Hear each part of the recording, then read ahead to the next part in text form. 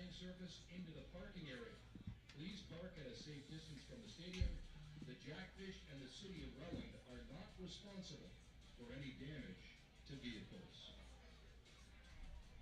This is a reminder to all fanatics to wait until a break in the action, please, before returning to your seat. Don't forget, snag a foul ball this evening. Visit us at Fan Services located at the front gate and redeem your foul ball for a brand new Jackfish logo baseball. Perfect for post-game autographs. The professional and dedicated staff here at the pond ask you to help keep this site beautiful. Please use the provided trash containers for your garbage.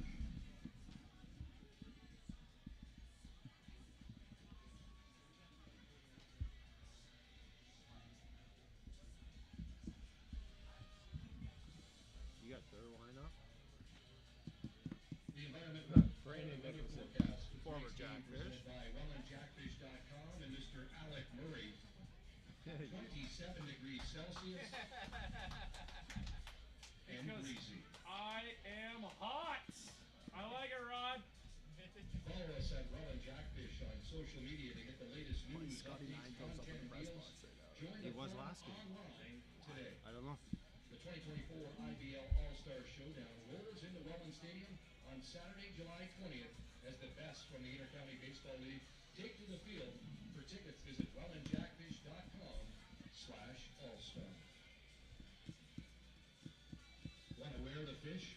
Visit our brand new merchandise store along the first baseline or visit shopwellandjackfish.com to purchase head-to-toe Jackfish Nicholson gear. has 8 stolen Tonight's bases. 50-50 is brought to you by Crime Stoppers. You can't let him get on the Make sure to fucking look out base for the pass. volunteers. Dude, walking Porcelado around had the 4 in course 1 to game. purchase your No, I know, 50-50 but tickets. The winner he's will only be batted announced .289. seventh inning. Once again, remember, crime doesn't pay. Yeah, but he's got to But get on Crime base. That's what I'm Stoppers saying. You does. can't let him get on base. To That get hasn't what been it hard. takes, visit the YMCA of Wow. Niagara Pitching Tunnel. Last year he was hot after you last saw us. Give your fastball a shot for a chance to win some amazing prizes.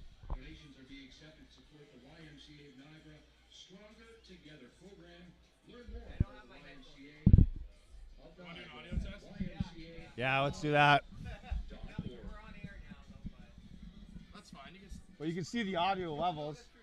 How are we? Go ahead, Alec Murray. Welcome to the greatest show. You talking there? Woo!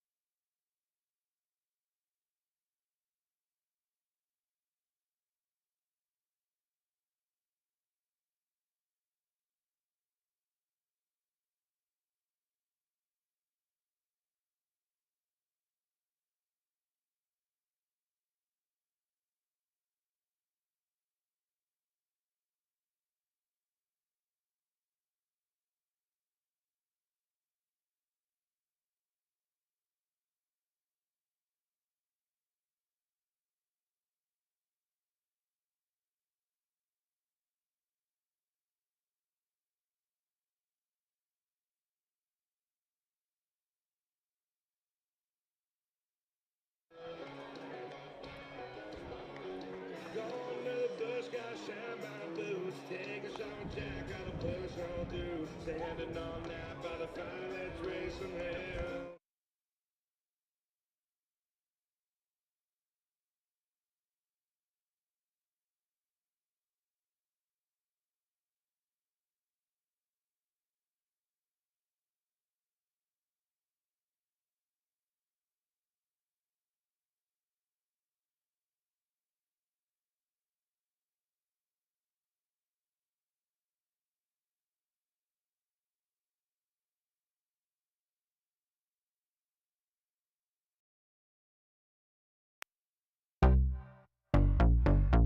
Chris Brown, set it up. Oh, feeling crazy.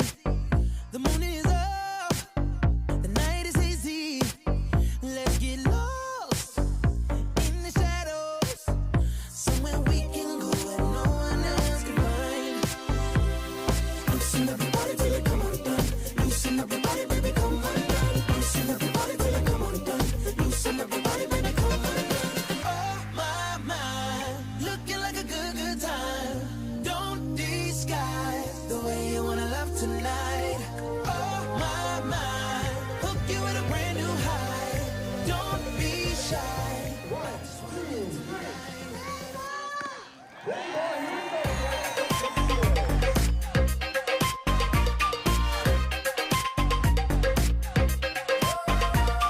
Fresh from on the go, performing for Microsoft. Miami to LA, G4, we taking off. I'm a hard worker, I'm far from the boss. But when it's said and done, I'm owning it all. I know you think it's just rap, just this, just that. Right, nah, baby, this my life. Wanna have fun for a night? Then just loosen up your body till it come undone. Loosen up your body, baby, come undone. Loosen up your body till it come undone. Loosen up your body, baby, come undone. Oh my, looking like a good time. Don't disguise the way you wanna love tonight. That's strike three, and for the first time, the Jackfish have brought a championship to the city of Welland.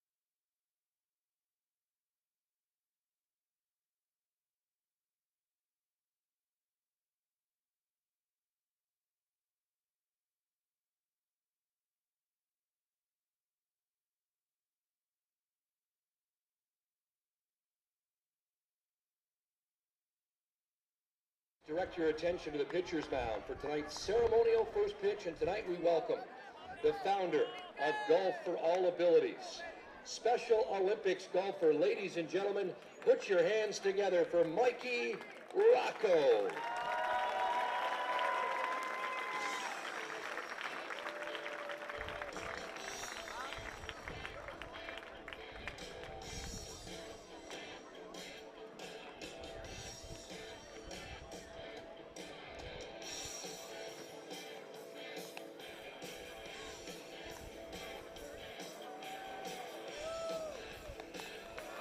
Fans Shenanigans. Let's hear it for the founder of Golf for All Abilities, Special Olympics golfer Mikey Rocco.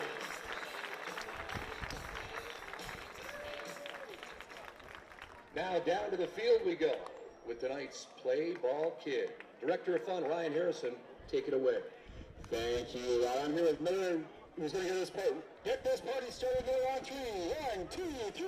Play ball! All right, guys, make some noise. Here you go.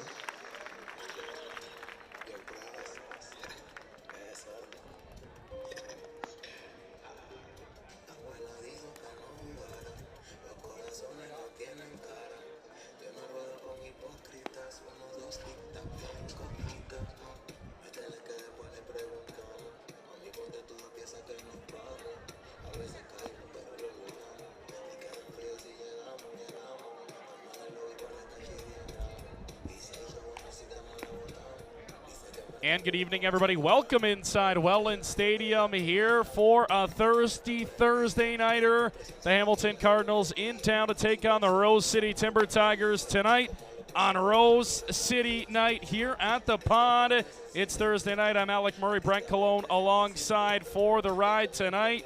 The Welland Jackfish looking for their 6th straight victory. Back at the top of the division, back at the top of the power rankings last week, Brent. And they've really found their groove here as of late. Yeah, 5 in a row for the Jackfish. They've hit their midseason form now. It took a little while to get going, but defending champs loaded up their lineup and their starting roster. So it's really going to be a interesting ball game as Hamilton comes to town. And Hamilton's a really solid and improved ball team too. On the bump tonight for the Timber Tigers, it'll be Enrique Saldana getting his 2nd start with the ball club. Started against Kitchener last weekend on Saturday.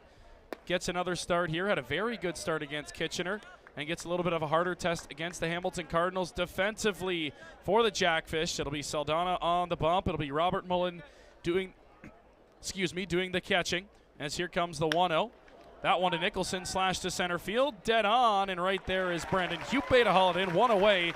We'll mention one factor tonight, very windy here in Welland. That wind is blowing dead center out to the field there, Brent, and that's going to play a big factor. We saw in batting practice, balls were flying out. At one point, one of the Jackfish hitters hit about 8 home runs in a row. The ball's going to fly tonight in the ballpark. Yeah, it's flying from left field to right field. I was out watering the field before the game, and it's definitely blowing out to right field. No doubt about that. I think any ball to left field might get caught up a little bit and pushed to the right, but anything to right field is just going to blow straight out. And same with dead center. Rounding out the infield defensively for the Timber Tigers, it'll be Ethan Hunt and Tyler Dupuy occupying the left side. Dawson Tweed and Steve Moretto over on the right side. Left to right in the outfield, Jake Sanford, newest member of the Jackfish, getting the start. His first game as a Welland Jackfish, coming from Ottawa on the Frontier League. And we'll talk about him throughout the broadcast. Had a chance to meet him before. Seems like a great kid. 3rd-round pick of the New York Yankees in 2018. He's a Canadian kid from out east in Nova Scotia, so he gets the start in left field for the Fish tonight. It'll be Brandon Hupe in center and Mateo Porcelato in right. That rounds out the defense. It'll be Gom DHing for the Fish. 1-2 count for Saldana. Here it comes. Little chopper foul by Danny Berg, who bats out of the 2-hole for the Cardinals. Offensively for Hamilton, Brandon Nicholson led things off. Danny Berg in the 2-hole. Tyler Duncan, the former MVP, over at short. He'll bat 3rd. Luis Bernardo will DH and bat cleanup. Dennis Day Banning, former Jackfish, will play right field and bat 5th. It'll be Zach Marriott playing 3rd base, and batting 6th. Connor Hicks will bat 7th. Josh Niles will play 1st base and bat 8th. And it'll be Cole Ianasi on the bump for Hamilton. Yeah, Saldana, this is what you see out of him in his 2 starts here so far. He just pitches to contact. And we're talking to Brian Essery down the field before the game, and he said what he likes about him is he just keeps the ball down. He keeps the ball down in the zone. He's going to hit the contact. He's going to trust his defense. And he's going to go deep into games for you. Well, and he went deep into that game against Kitchener, and he gets to start right back again here. And again, we talked about it in the pregame. 3 games in 4 days for Welland. It starts off tonight against Hamilton. They get the day off tomorrow. odd road game Saturday. And they'll see Guelph for the first time this season. Guelph's had a very strong start to the year, and it's a home and home with Guelph. Back home at the Pond Sunday for Father's Day. It's an afternoon game. If you haven't got your tickets yet, there is still some available, so make sure you get those for Father's Day. I believe pitches at 1:05, I believe, on Sunday afternoon down here, Father's Day at the Pond. Lots going on, as it's a great battle here to start this ball game. Danny Berg locked in with Saldana. Yeah, Berg coming into the season, one of the hottest hitters in the IBL, and he's batting .462 on the season, leading the Hamilton Cardinals in on base. So this is a strong, top-heavy lineup for the Cardinals. You got Berg hitting .462, you got Duncan hitting .436, and then Dave Banning batting .375, who's the next Jackfish, and Zach Marriott batting .359, and Bernardo batting .357. They're all hitting well into the 350s. Hit somebody's card in the parking lot. So you hear the sound effects over the stadium. 2-2, the 8th pitch coming to this at-bat.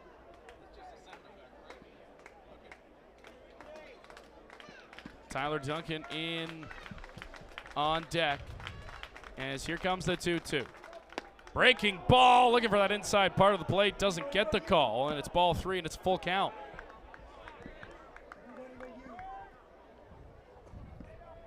Yeah, Saldana coming with that pitch, trying to break it back in the inside part of the plate, and didn't get the call there, but that was a well-executed pitch at 2-2. Saldana, full count, got on and missed, doesn't matter, strike 3, and he gets his first K of the ball game after he wins that battle with Danny Berg. What an at-bat that was. 2 away here in the top of the first inning, and that'll bring in the former MVP, Tyler Duncan. Yeah, Duncan's got 17 hits on the season with 4 home runs. One of the most dangerous men in the game, and he's been that way for the last couple of years. Yeah, he has been. He's really been a staple in this Cardinals lineup, and he's been in the MVP race ever since he came into the IBL, and the wind blowing out to right is going to be crucial tonight. It's going to be hard to keep the ball in the ballpark, and like we said, batting practice, there was balls getting sent out, and it didn't take a lot. The balls that usually you see, Brent, easy fly balls to the warning track, and they're carrying over that right field and left field fences. So, again, it's going to be a ground ball type of day, and it's perfect for the way Saldana pitches. He's a ground ball pitcher. He's going to get his strikeouts. But, again, he doesn't let a lot of fly balls up. So, we'll see if that plays into effect here tonight for the Timber Tigers as Duncan gets good wood on that one. Line shot straight to the glove. Welcome to the fist, Jake Sanford. He hauls it in. Only had to make one step to his left. 1, 2, 3, go the Cards in the top of the first inning. We head to the bottom of the first. Half an inning in the books. Hamilton, nothing. Rose City coming up. Presented by Niagara. Let me into my zone. Please don't let me into my zone. Let me into my zone. Let me into my zone. Let me into my zone. Please don't let me in. Can't answer my phone now. Just leave it there. That tone. Ballin' can't beat me up 'cause I'm back in my zone now. 'Cause I'm back in my zone now.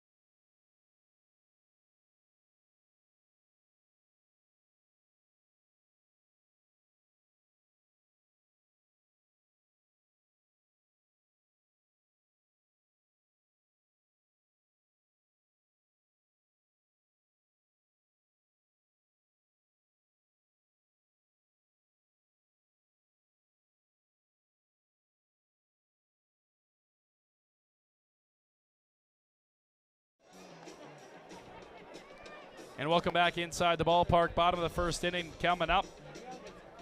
Welland Jackfish and Hamilton Cardinals here on a thirsty Thursday. Windy night, but a beautiful night for baseball here in the ballpark. Another good crowd on hand here in the Rose City for Timber Tigers night.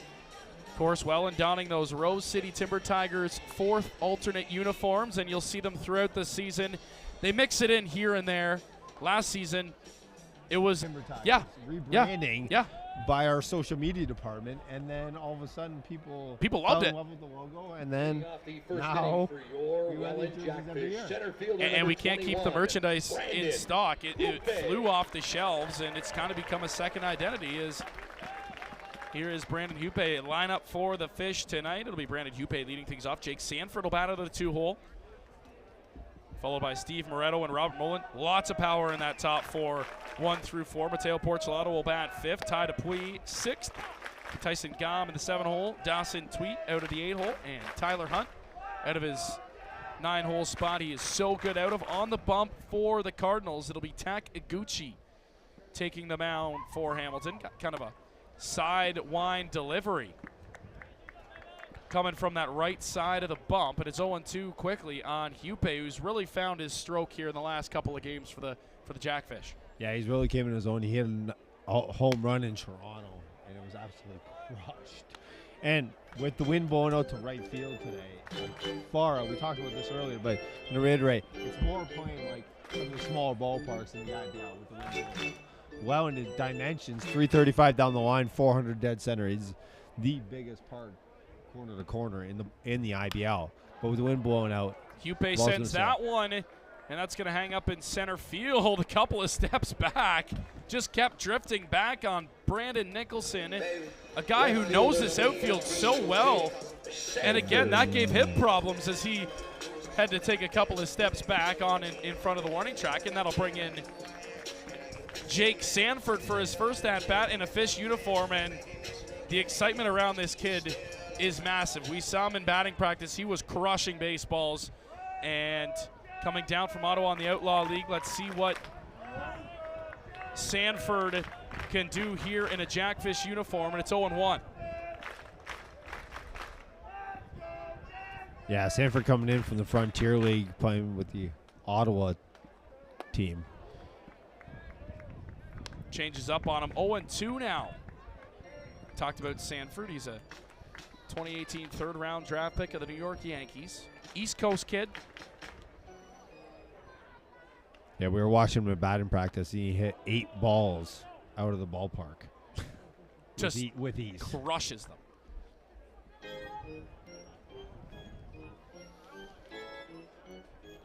One and 2 the count to Sanford. Stands at 6'2", 225, we mentioned, from out east. And he chops that one foul as he stays alive.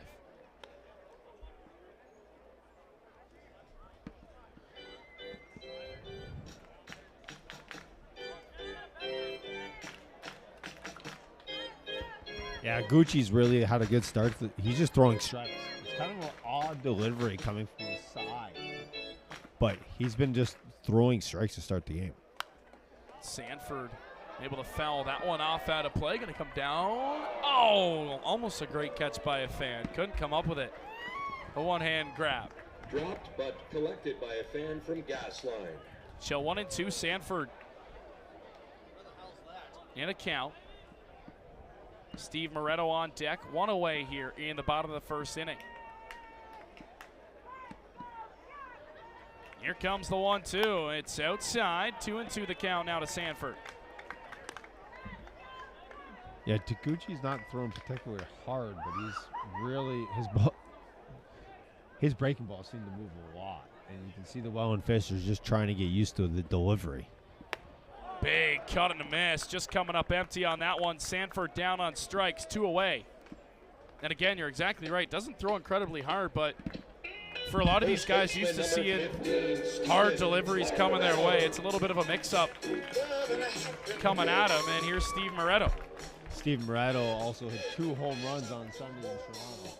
The Welland Jackfish hit 5 solo home runs in Toronto on Sunday. So they're really starting to get their power. And yeah, 1 back-to-back home run and then a back-to-back-to-back. Good wood on that one, but it's right to the third baseman in Zach Marriott. He'll throw it across the diamond, and the side is retired. So good starts from both pitchers. Aguchi 1-2-3. He goes. We head to the top of the second. Here in Rose City, we're scoreless after one. Got his contestants. He's ready to go. Ryan, who's with you tonight for the Conte's collision? Getting the names. Ryan, take it away. Thank you, Rod. I'm here with Josh and Phil for the Conti's Collision. Here's how this works. Pretty simple. If you've been here before, when I say go, you collide. If you don't fall, you win. Pretty standard. Fanatics, welcome to Thursday night at the pond. Are you ready? On your mark, get set, go. So you know what? We're going to do 2 out of 3 here. That's not fair. Back it up. You good? No, we're not done. We're not done yet. We're going to 2 out of 3 here. Back it up, back it up, back it up, back it up. All right, here we go. On your mark, get set, go. Uh-oh. Well, that's going to be the end of that one for tonight's Conti Collision. Fanatics, make some noise for our contestants. A little over last year, that's what I think. Fans, we're pleased to announce that the Welland Jackfish at the Pond is the licensed entertainment venue. Visit the bait shop concessions or the new Miller Lite dugout located on the third base line and enjoy an ice-cold tall boy. Please drink responsibly and respect the rules and help us maintain a positive atmosphere for each and every one of our Welland Jackfish fanatics. Reminder, 50/50 is brought to you by Crime Stoppers of Niagara. Make sure to look out for their volunteers walking around the concourse to purchase your 50/50 tickets. The draw will take place at the end of the 7th inning.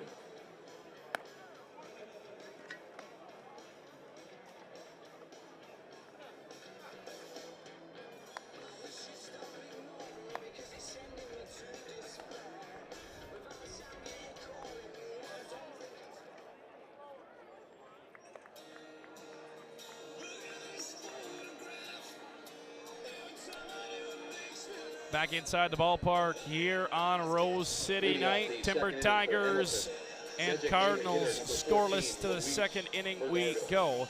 It'll be 4-5-6 for the Cards. Bernardo, the DH, will lead things off, followed by Dennis Day Banning and Zach Marriott. As Enrique Saldona had a 1-2-3 top of the first inning. And he's back to work here in the second, as that one's shot foul down the third baseline. Brent Cologne, I'm Alec Murray with you. Everybody clap your hands. A couple of other games going on. We'll keep you tuned into around the IBL tonight.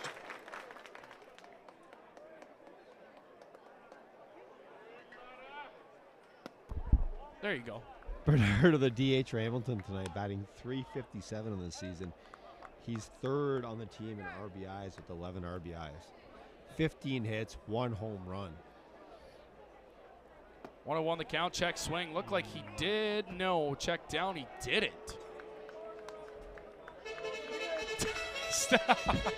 I don't think. You see Steve Moretto, he said, hey, can we go to review on that? He put the headphones I don't on think. there. I don't think the umpire was even looking. I don't think he saw it either. I think Dave Phillips, who was at first base, wasn't even looking at home plate. Chopper to the sure-handed shortstop Tyler Dupuis, who makes the play over the first one away.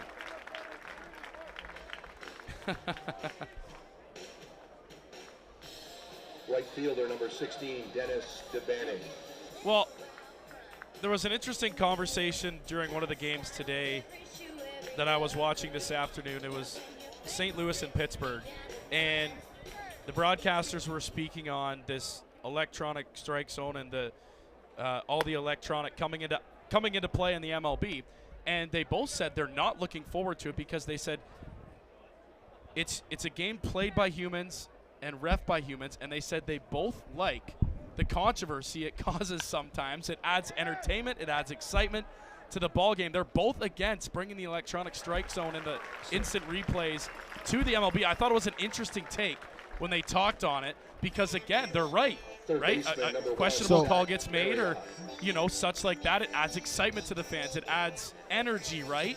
And I thought it was an interesting point of view because everybody else you seem to talk to says, oh, it's a no-doubter. Like, it needs to happen, right? So I found that interesting, speaking on that that play there in the first out of the inning. They did a poll of the players and the managers in the offseason, and the poll was in favor of not going to an automatic strike zone because it's the human element. Yeah. If you take that out of the game, at what point does it become a game?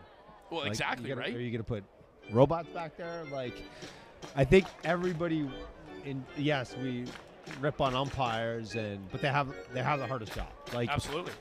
home plate umpire has the hardest job, I think, in professional sports. Trying to call Absolutely. balls and strikes, and there's over 300 pitches some games. Yeah. And they're right 95% of the time, but it's that 5% that we are like that everybody harps on. Yeah, absolutely. And I just thought it was an interesting point of view, and I kind of tend to want to agree with it. Again, it's a game played by humans who aren't perfect, and it's only right that it's played. And they say you go to the ballpark, and fans look forward to managers getting ejected and players getting heated and tension between the umpires and players, right? It adds excitement into a game, in a baseball game that a lot of people say, oh, it's boring, right? Like, I don't want to sit for 3 hours, but it adds an excitement element. And talk about excitement element. There's a swing and a miss from Zach Marriott. 1-2-3 quick inning again for Mr. Saldona. 6 up, 6 down for the Timber Tigers starter. We'll head to the bottom of the second. Scoreless in Welland. Wherever you go, wherever you stay, don't you forget that love is always coming your way. No matter how far, how broken you are, don't you forget that love is always coming your way. Always. What are you guys doing today? Having fun. Gotta act nice to get that hug. It don't matter if you stuck inside that mud. The sun's still gonna be shining down on us. If you ever felt left out, burdened or weak, I promise that the lie straight from the enemy. Coming for your mind, body, soul, and energy. But do not be deceived, cause you are loved, you are chosen. Your body isn't broken. For every door that closes, a better one gets opened. You got a light inside, too radiant to hide.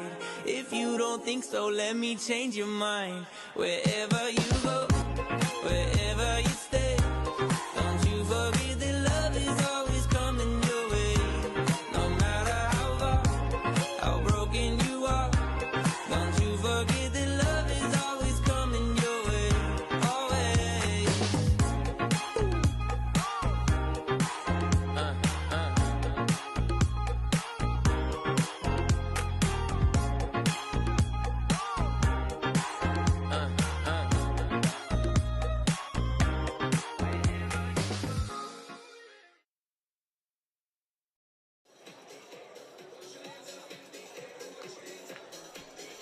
Back inside the ballpark on a windy night here at Rose City. The Timber Tigers and Cardinals scoreless after 1.5. Bottom of the second we go. 4, 5, 6. Robert Mullen, Mateo Porcelato, and TD6 due up for the Timber Tigers. And it's been a good pitching start for both sides. As Takiguchi back onto the bump for his second inning of work. Leading off the second inning for the Jackfish, catcher number 34, Robert Mullen. Yeah, Mullins, who's really came into his own the last couple games. Like, he had a track record with one in 2020, and you knew it was just a matter of time before he heated up, and you could see the power and the stroke that he brings. Had his first home run back at the pond on Saturday against Kitchener as he takes outside for ball one. Toronto's in Kitchener tonight. That one just underway, top of the first inning, and Brantford is in Barrie. That one also just underway. So 2 other games going on in the IBL, and it's 2-0 to Robert Mullen. And we talked about him, his slow start, and we kept saying it's only a matter of time before this kid gets going, before he gets going. And then he had his big hit on Saturday, and he's been really, really good the last couple of games for the Timber Tigers, as that one's inside. 3-0 now, and the cleanup man, Robert Mullen, have not had a base runner yet in this ball game. 9 up, 9 down to start. And Mullen's got 2 home runs now, and his average is climbing every day. It's back up to near 300. Hammered one out in Toronto, and it didn't look like Higuchi wanted any part of the cleanup man, Mullen, so he'll take a walk, and that'll bring up the sweet swinging lefty, Mateo Porcelato. Yeah, that's interesting. Like, you could tell that, and Mullen's just a professional ball player and a veteran, and tell just taking that walk, get on base, and now you got Porcelato coming up who's hitting .429 on the season. So he's got the highest average of everyday Jackfish players. And he's really came into his own from the left side this year with gap speed too. Yeah. So if he gets one in the gap, he's got plenty of speed. As that one is low. So 5 balls to start this bottom of the second inning. Another good crowd on hand here on a thirsty Thursday night at the pond. Rose City night. Jackfish looking for 6 straight. Here comes the 1-0. And it's 2-0. 6 straight balls from Iguchi to start this inning. Hasn't been able to find that zone. Not consistent. And I wonder if that's going to lead to some inconsistent. Well, he gets a little bit more speed on that overhand. Right? And you see him in a hole, and he goes to that overhand, and he pumps in a couple of fastballs as Porcelado swings and misses 2-2. Has a little bit more kick on those over-the-head pitches, but when he dips down to that sidearm, it's a little bit slower, but it gives the batter a little bit of a weird look. So we'll see what he goes to here. 2-2 the count. Mullen on first, nobody away. Porcelado to first, could be 2. Throw to second. In time, there's 1 back to first. Not in time. The speed of Porcelado just able to beat it out, and it's a fielder's choice, so 1 away. Yeah, the Porcelado speed there was definitely in play. Mullen doesn't have great speed at first, and that was the right choice to go and get the lead runner. It had a shot at 2, but Porcelado beat it out by a step. And you basically switch off Mullen for Porcelado at first base now, still with only 1 away. Porcelado, great speed over there at first now. TD6 is the Tyler Dupuis chance start here in Welland. There he takes off first pitch. Throw down is not even close. Porcelado's in there easily with a stolen bag, and he's in a scoring position. So that's Porcelado's 9th stolen base in the season, leading the Jackfish, which is not even really close. The next is 4 with Carol Fearsteak. We had 4 last Thursday night alone in the last 2 innings. And he just had a really good jump there. And no one's really been able to throw him out.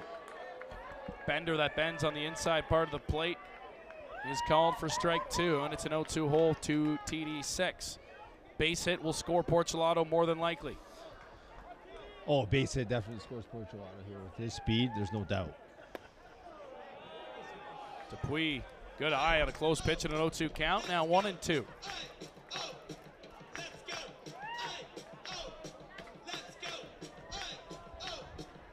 You have 2 veteran Jackfish players here. Dupuis hammers that one out to right field. That one drifting back right in front of the warning track. Able to haul it in is Dennis Day Banning. And Porcelado remains at second base. Misread there from Porch on the base paths. Yeah, but with one out, I see tagging up with no outs. You see it in the MLB. If he gets over his head with 1 out, then you got to be able to score on that play. So that seems to be the norm. Is with 1 out you go back, with 0 outs 1 out you go halfway. With no outs you tag up. So here's the DH tonight, Tyson Gahn. Because with Porcelato's speed, here he scores. Right? Yeah, absolutely. So, well, now 2 away with a runner at second. Gahn at a 1-0 count, DHing here tonight for Rose City. Fouls that one straight back, and it's 1-1. Yeah, Gahn was on that pitch. He just got a little bit underneath it and went straight back to the backstop. And Gahn's been good since he's been put into the Jackfish lineup. Yeah, he has. He's batting .444. 4 hits. Gets just under that one, and he skies it to center. B-Nick, Brandon Nicholson under it. He's got it, hauls it in, and able to work out of the leadoff walk is Takaguchi. We're scoreless here through 2. We'll head to the top of the 3rd. Hamilton and the Timber Tigers. Game of Chip Shot, presented by TurfNet Sports Supplies. Ryan Harrison, take it away once again. Thank you, Rod. I'm here with Greg for the TurfNet Sports Supply Chip Shot contest. Here's how this works. For every bucket he gets a flex ticket for a future game. Get all 3. You walk home with a gift card to Turknet Sports Supplies. Now, we've only, watch out here, we've only ever had 2 in a bucket. So let's hope Greg gets the record here. Fanatics, again, welcome to Thursday night. Can you make some noise for Greg? Here we go. All right, Greg, take it away. First shot. Here we go. I have the faith in Greg here. Just a golfer-ish. All right, that's 1. Yes. So far, so good. I like it. All right, Greg, you got to do 1. Off the rim. Yeah, usually guys just sail this thing. There we go. Come on, Greg. Be the one. Be the one we need here. Let's go 3. Look at the last one in the back left. Oh. There we go, last one. Come on, Greg. Be the one. Yes! First time ever. Congratulations, Greg. You're on the home with a gift card to Turknet Sports Supplies. He's got the record now. Make some noise for our friend Greg here. Want to wear the fish? Visit the new tackle box on the first base slide of the stadium or online at shop.wellandjackfish.com for all your Fanatic needs. Think you have what it takes? Visit the YMCA of Niagara pitching tunnel on the first base berm. Give your fastball a shot for a chance to win some amazing prizes. Donations are being accepted to support the YMCA of Niagara Stronger Together program. Learn more about YMCA of Niagara at ymcaofniagara.org. Leading off the 3rd inning for the Cardinals, catcher number 24, Connor Hicks. Top of the 3rd inning here at Welland Stadium. Rose City and Hamilton knotted at 0 as we head to the top half of the 3rd inning. Beautiful windy night here for baseball as back out of the bump is Enrique Saladona. Saldana has been off to a good start here for the Timber Tigers as he's 1-0. 7-8-9 due up. He's faced the minimum thus far. Little chopper to DT over there at second. He'll throw the first one away. 7 up, 7 down for Saldana to start this ball game. Yeah, Saldana's been excellent again. And I think the first game was a little bit of nerves and a little bit of getting used to First baseman number 30, Josh catcher Niles. and Mullen catching behind the plate, but he had baggage issues coming here. Yeah, Niles had a little bit of a tough start. He's only got 14 at bats, but he's batting 143 coming into today. So but he doesn't have a ton of at bats. He's not. I think he came back from school, so he got back a little later than most. But this is Saldana. You got to take advantage of the bottom of the lineup here for the Cardinals. Saldana's pitch, and it's fouled straight back. It'll stay 2-2. It's one thing Hamilton has done well is they've gotten into good at-bats, a couple of them, and Danny Berg had a really elongated out of the 2-hole to start. He ended up striking out, but again, they saw lots of pitches, and now here comes the 2-2 once again. That one on a line into left field. That'll drop. Base hit. First hit of the night for the Cardinals. And Josh Niles is aboard with 1 away. Yeah, that ball got a little bit too much of the plate for Saldana's liking. It was kind of middle, and Niles was able to just get a barrel on it and send it into left field. But Saldana will take that and now look for a double play here up front. So that'll bring in the 9-hole hitter, Cole Iannitassi. Iannitassi looking to do something with a runner at first, and a pickoff attempt over. Sliding back in safely is Niles. We saw that against Kitchener too. Saldana's got a really good pickoff. Yeah, he does. He was able to pick somebody off at first base against Kitchener here in the Rose City.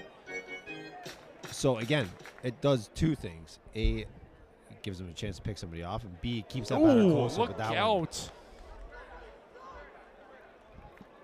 Well, 8-9 to do their job, Brendan. They're aboard now with 1 away, and that'll turn things over to the top of the lineup for Hamilton as that one came up and in on Iannitassi, and now runners at first and second with only 1 away for the top of the lineup. Yeah, that one just slipped out of Saldana's hand, and there was no intent there. Just rode in, and like you said, flipped the lineup over, and Brandon Nicholson, who was an original Welland Jackfish back to the 2019 days, and we know Nicholson has tremendous speed, so he's going to be a difficult guy to double up if they have that opportunity. He's got enormous speed. 8 stolen bases on the season, Brent? 8 stolen bases. Nicholson knows this ballpark very well here, and he's got a chance to cash in the first runs of the ball game with only one away at the top of the lineup. That one's outside. Throw back to first. It would have been in time, but just in the dirt. Yeah, we've seen Mullen do that a few times, and that was the right play. He had him picked off and just happened to hit him sliding back in. If that ball is a little higher or more towards the bag, Moretta was ready, and they had... Ryan Tanasi had hit him as he slid back into first. Little chuckle looking back into his field manager in the dugout. Big leads off first and second. That one skied in the air to center field. Nicholson under it. Hupe has it. He'll make the catch. No tag, and that'll be 2 down here in the third. Left fielder Danny Bird.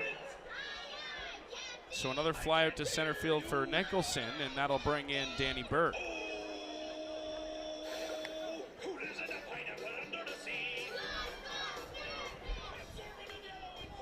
Yeah, we saw this at Waterloo, Saldana. Even with runners in position, he doesn't seem to panic, or he knows he's going to get the ball in play and hit to someone. He actually got called for a balk, interestingly enough, in the Kitchener game, which was quite an interesting topic and debate, because when he comes set, he's got to declare which motion he's going to use with somebody on the Right. So we talked about it after the game and got a little more details from Brian Essery, and it was basically like the umpires deemed that he was using 2 different motions when somebody was on base. Quickly ahead, 0-2. That was a nasty off-speed pitch, and Berg in the hole now. 1 pitch away from getting out of it. Looking for his 3rd strikeout of the ball game. He got Berg swinging back in the first inning, looking to do it again here with runners aboard. There's the pitch. Chopper to short. Dupuis over to second, takes the short route just in time. TD 6 on defense, does it again, and it holds them scoreless. So Hamilton got a couple aboard at the bottom of the lineup, unable to cash anybody as we head to the bottom of the third. Scoreless in Welland.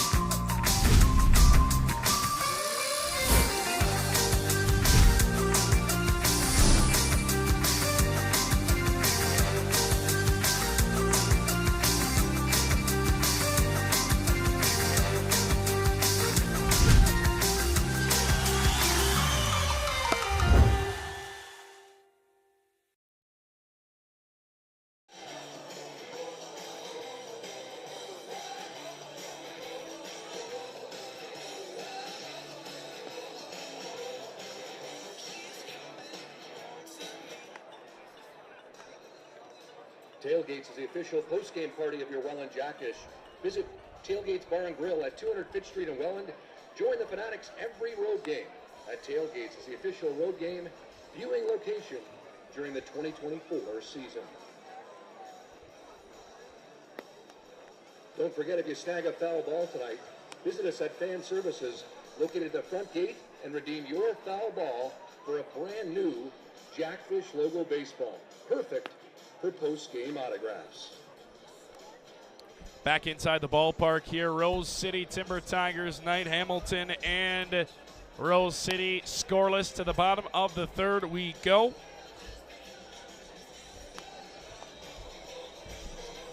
As Dawson Tweet will lead things off. It'll be 8-9-1 due up for Rose City.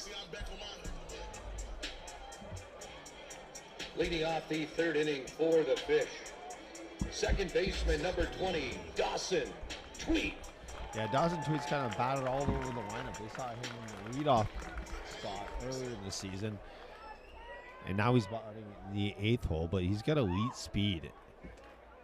And he's batting .294 in the season. He's got 10 hits with a double and 6 RBIs. Well, he's been in that leadoff. He was in that leadoff spot when Gio Morello went down. We still haven't seen Morello come back. And again, I talked to him today, and I said, "Hey, Gio," he's like, "Not yet, not yet. Soon though." So hopefully, Gio Morello can get back at the top of the lineup again. This lineup is so much more diverse and so much deeper with Gio Morello at the top of the lineup, and Jackfish fans are so used to seeing him right at the top, but again, he injured in that second game of the season. He hasn't played since, and it's 2-1 on Dawson Tweet. I thought Tweet did a great job at the top of the lineup for the 5 games that he was there. Yeah, he did, and it's that speed and the contact. And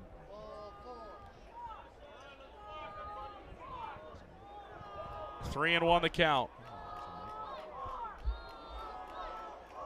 Here it comes, trying to get the leadoff man aboard. It's in the dirt, ball 4, and Dawson Tweet works the walk.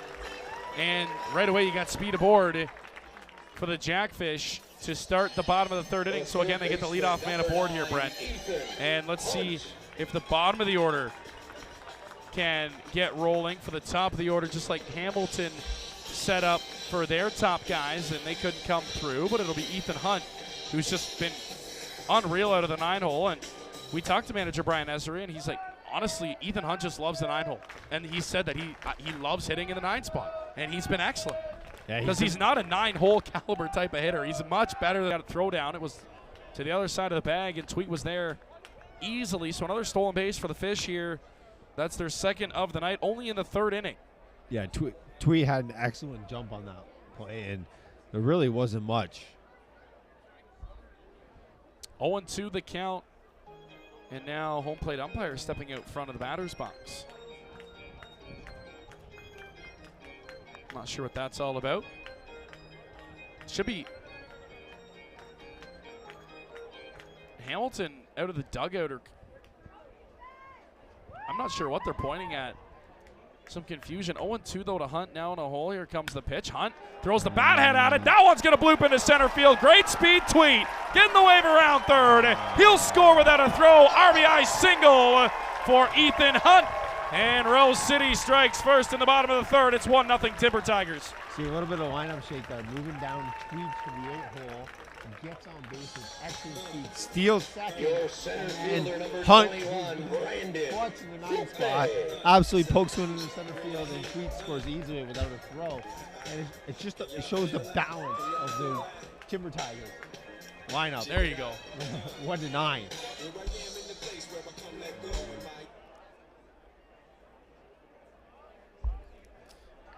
So that'll flip it over to the top of the order. Brandon Hupe now in with a runner at first base, and Ethan Hunt, and that one not even close to the zone. 1-0 the count. I don't know if I've seen a pitcher that has multiple release points, and it's kind of, I don't know if it's predictable that he's going to throw like a breaking ball from the sidearm. And well, it's almost like he's tipping his pitches in a sense where that fastball, you almost know that fastball is coming when it's over the head, and when he dips down, it's an off-speed pitch almost every time. So, and you talk about watching or seeing how other pitchers sometimes tip pitches and other teams pick up on it. It is way less noticeable than what Takiguchi is doing here. It could be just as subtle as having your glove a little bit higher than you would if you throw a different type of pitch. But teams pick up on it, and again, you're right. That's a fastball lined right at the left fielder, though. Hupe got all of that one, but it's just a line shot to Danny Bergen left, and that'll be one away, and Jake Sanford will step in. Yeah, Hupe got a hold of that one, but it was hit right at the left fielder and Berg, and just got underneath or over top of it a little bit. Didn't get underneath it enough, and Again, the wind is blowing. Will hold on to it, Tyler Duncan. So that'll move Hunt into scoring position. I want to count on Jake Sanford.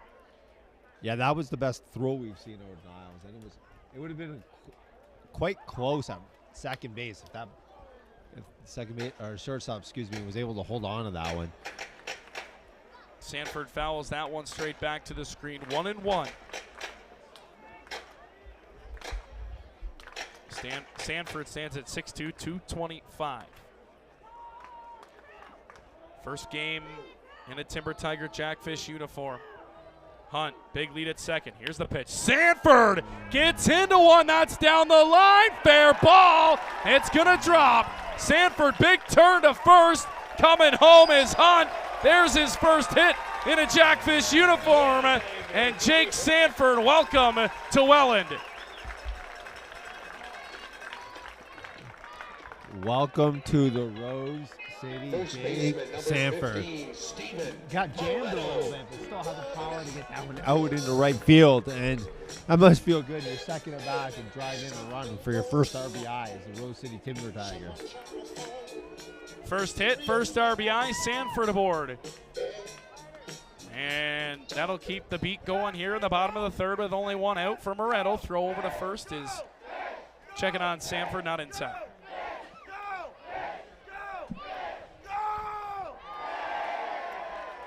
Going to see Sanford on the base paths here now. See what he's got running the bags. Moretto all over that pitch, and he fouls it straight back to the screen. 0-1 on Steve-O. Yeah, he liked that cut. He just missed that one. You can tell he's really came dialed in the last two games where he had two massive home runs in Toronto. Not the biggest ballpark, but again, Moretto got a hold of him. There's one. Deep left field. You can watch it fly. Liftoff in Rose City. Steve-O goes yard again, a two-run bomb. And the Rose City Timber Tigers take a 3-0 lead.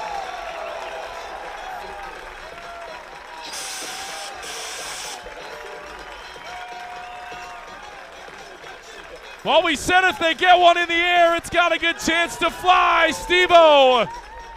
Oh, baby. Is there anybody who's swinging a hotter stick in the IBL than 1-5? No, I think I just said it too, right before the swing. What a absolute rocket to left field over the Avondale side. And I think that was a no-doubter off the bat. And he hit one just like that here on Saturday. He is locked and loaded as Moretto. Another home run. It's his third in his last two games. And that one is launched deep to left field. Track, wall, see ya! Off the scoreboard. We're going back to back in Timber Tiger Land. Robert Mullen, his third blast as a fish. And it's 5-0 Welland. Well, that's back-to-back games as the Jackfish go back-to-back in home runs. And it's Moretto and Mullen again. And that's going to draw the manager out to the mound. What an inning here in the bottom of the third. 5 spot. And it's not over yet as the whole infield's going to trot in for Hamilton. Flexing muscle.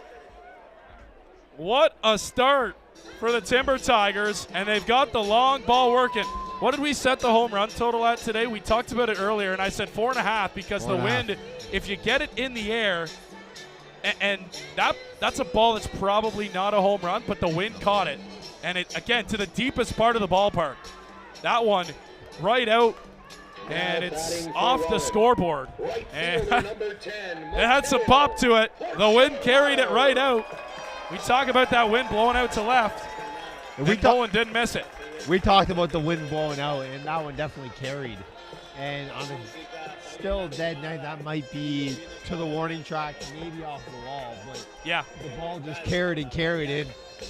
hit our brand new beautiful scoreboard here. Luckily, there's a screen in front of them. Yep. Yeah, we got some protection for the scoreboard, thank goodness. Or Robert Mullen would be having to fork up some cash for that. But luckily,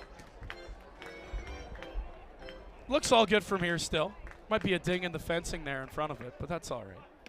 Porcelato hacks at that one, 1-1 the count. And that's going to get some stirring down in the Hamilton bullpen. All of a sudden, a game that was so heavily pitching-wise through the first couple of innings, Brent, and Welland has just exploded here in the inning as that one late strike call, maybe a little bit low, but 1-2 now the count to Porcelato, still only one away. And you look at the guy who got it all going, Jake Sanford, with that base hit down the first base line, driving that run, and then all of a sudden, the big boys came to play here tonight. Well, yeah, it starts from the bottom of the lineup. But again, it starts from the bottom of the lineup, yeah. Tweed getting on base. And then the best 9-hole hitter in the league, Ethan Hunt, knocking him in, and then it just continue to pass the baton. Yep. Continue to pass the baton, and that seems to be the recipe for in the last 5 games for the Jackfish, is just continue to pass the baton, and good things will happen. That's going to get to the gap in left center field. That ball's down. It's going to roll to the wall. Porcelato into second base. He's got a stand-up double, and the drum beat carries on here in the third inning as Porcelato hauls his way to second base into scoring position, and TD6 will now step into the batter's box. Porcelato has been so consistent all season long. He waits and waits and gets his pitch, and he just doesn't miss it when he gets it. And he was a huge key to the season last year for the Jackfish winning their championship. It's the speed he's got. And it's not only the speed, because you can have speed and be a bad base stealer, Brent. He picks his pitches so well to run on, and it's so hard to throw him out. Dupuis just under that one. That's going to be plenty deep as it's carrying back to left field. Berg makes the catch, tagging from third. Throw's not even going to be close. And it's a sac fly for Tyler Dupuis. Tack on another one here for the Fish in the inning. And it's 6-0 Welland. Yeah, this inning is Jackfish baseball. Just get contributions from 1 through 9 in the lineup. And then it all started with the 8-hitter. So Gom is the last batter who has not came up to bat in this inning. They batted around here in the third inning, and it's been a tough goal for Takiguchi. See if we can figure out who's down in the bullpen there. Take a look at my game sheet here.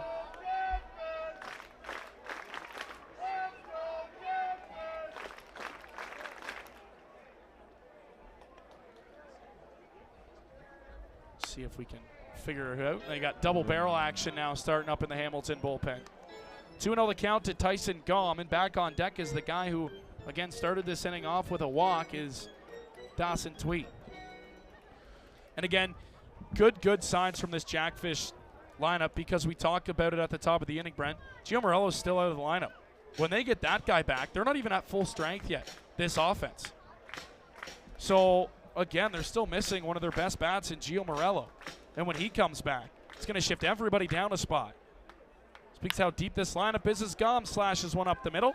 That'll be gathered by Duncan. Throw to first in time. A nightmarish inning comes to an end for Hamilton. What an inning it was for Rose City. A 6 spot. They bat around. We go to the top of the fourth. It is 6-0 Timber Tigers as we go to the fourth. CA Niagara stack and dash. Back down to the field we go. Ryan, who are your contestants tonight? Well, Ron, first thing first. How about that inning? Not bad. All right, we got Sasha and Allie versus Mark and Megan for the CAA Niagara Stack and Dash for a chance to win $25 at Buckner's Horse for Sports. Here's how this works. When I say go, you come on down, grab a donut, bring it back, stack it on your partner. Once all 4 stacked, you take off back down to me. First across the line wins $25 at Buckner's Horse for Sports. All right, third-ish inning, I think. Are you ready for the Alex? It's Thursday, you're full of power. I said, are you ready? On your mark, get set, go! They're off, here we go. And, yep, you got one, there you go. Just one, yep. All right. right, one donut down. Here we go, on the second donut. Go, Megan. Pick it up the pace, second. That's two. Ooh, long distance for this one. This is a marathon. All right, third donut. This is where it all comes down to it. It's all good. Switch tire. I've never held a again. Ever. There you go. All right.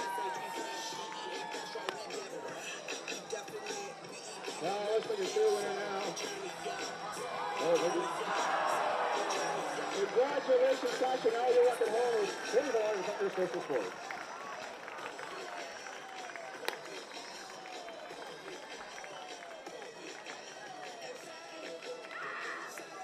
Fans, the 2024 IBL All-Star Game Showdown rolls into Welland Stadium on Saturday, July 20th as the best from the Inter-County Baseball League take to the field here at the pond. For tickets, visit wellandjackfish.com/all-star.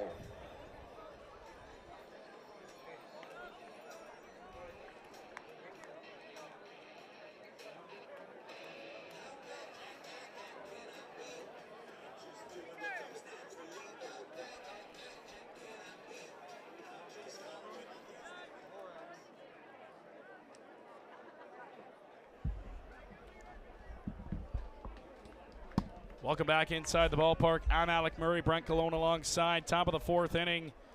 And now Hamilton's got some work to do. That's going to be a tough play. Dupuis ranging over behind second base, makes the throw and gets Duncan. What a defensive gem on the first pitch of the inning. One out. Yeah, Dupuis moved over from second to short Designated this hitter year, number and it's 14, really Luis Bernardo. It doesn't matter because he's the best. I think it's helped his game. I would agree. Throw, and I think his range is so good. Sometimes last year at second base, he was short hopping a little bit. The longer throws, he's outstanding. I think he's the best defensive shortstop in the IBL. Well, we always talk about Tyler Dupuis. You know what you're going to get from him day in and day out, and that's elite defense. No matter where he is on the ball diamond, he's got elite defense. And again, one of the best defenders in the IBL, whether he's at second, whether he's at short. But again, when you have somebody who's that quality of a defenseman. Now, of course, last year he's blocked by James Smybert over at short. But again, no Smybert this year yet for the Timber Tigers. So Dupuis gets that chance at shortstop, and I think he's been better defensively at a harder position.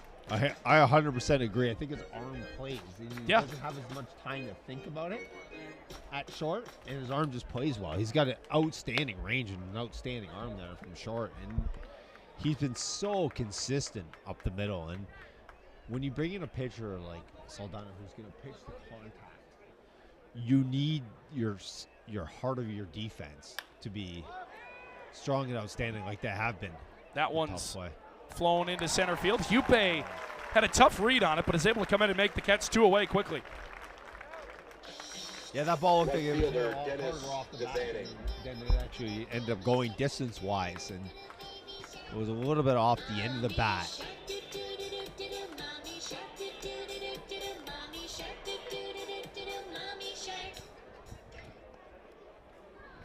I hear this song every day in my household. Yeah. Comebacker right to the mound. What an inning. As Enrique Saldana, 6 pitches to get through that top of the fourth inning. As he snags the comebacker to first base, we go to the bottom half of the inning, 6-0 Rose City. Take it away once again. Welcome to Newark Brewing here in Beamsville. My name is Griffin. I'm the president and the founder. I started Newark Brewing back in 2018. At Newark Brewing, we focus on German lagers and Belgian ales. We decided to focus on those types of beer styles after I went on a European beer tour in 2016. I really fell in love with the style of brewing there and how complex these beers can be with such little ingredients.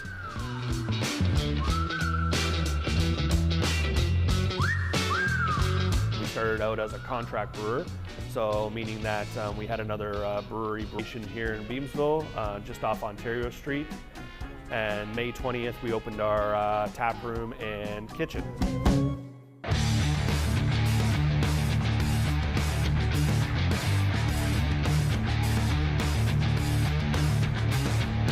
In the tap room here, we have a lot of exciting events going on. So we had our first Euchre League. We also do trivia as well as live music, and we stream sports in the tap room as well. We also have our Stein Club here. So members of the Stein Club get discounts on pints in-house as well as retail, and they get first access to any events. Quality and tradition is our slogan, and we take pride in the European-style beers we brew here in Beamsville with a Canadian flair. So bringing that to Canada and making that our focus is what we do here.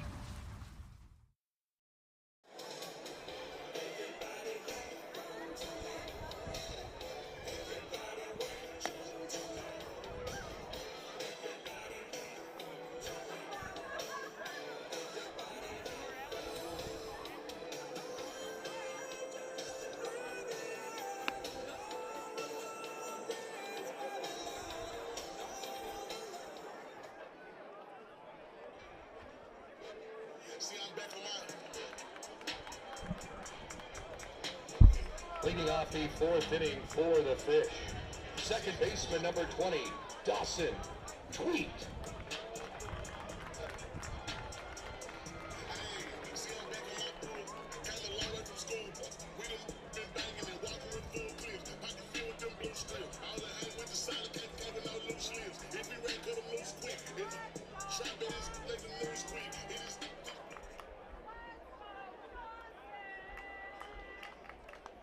Welcome back inside the ballpark. Bottom of the fourth, familiar face on the bump. First pitch, hot shot, base hit. Dawson Tweet didn't even get a chance to say his name. Big turn at first base.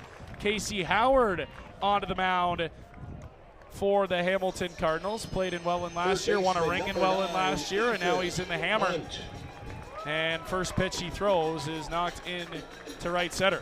Yeah, and leadoff man's aboard. Casey Howard was with the Welland franchise since the Burlington Herd days, and moved here in 2019 along with the franchise, and it was a staple in the Rose City Timber Tigers bullpen for the 4 seasons they were here, and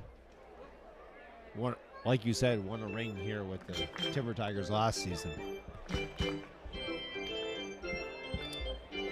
Well, and again, he starts off an inning for the Timber Tigers on base. He started that whole crazy inning last inning in the bottom of the third, a 6 spot.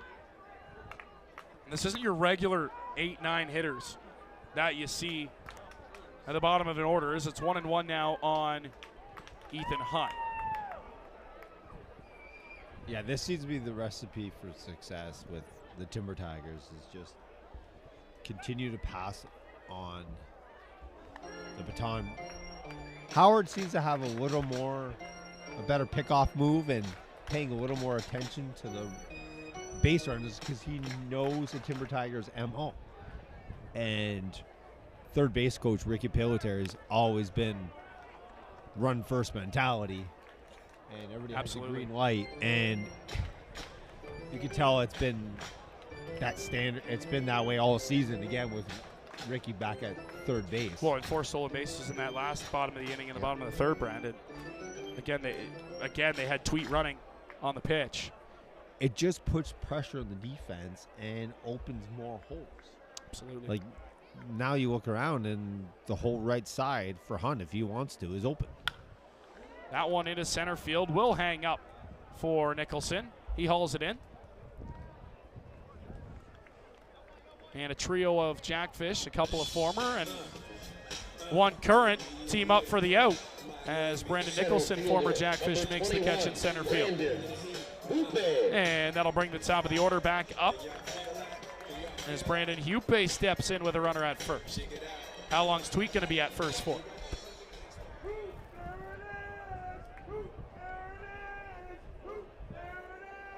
Hupe, I don't think. There he goes. No. Oh, boy, he's going to get picked off. Got him at first.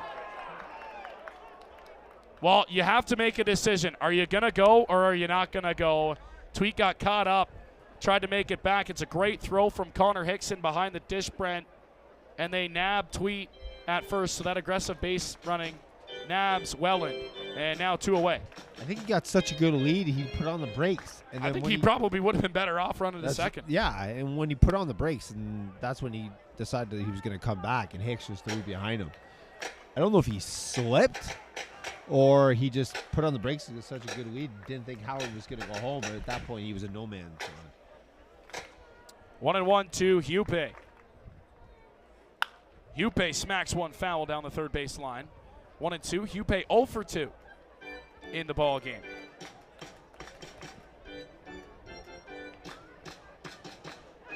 It's one of 3 Jackfish to not have a hit tonight so far, and it's only in the 4th inning. Everybody else has a hit. Big chop and a miss from Hupe.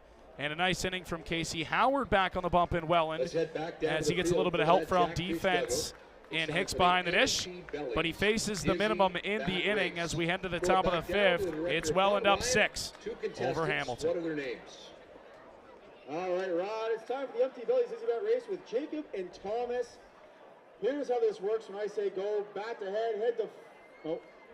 Yeah, bat to head to I don't know, whatever. Spin around until I say stop, at which point try to hit the ball off the tee. Stop for getting goal check.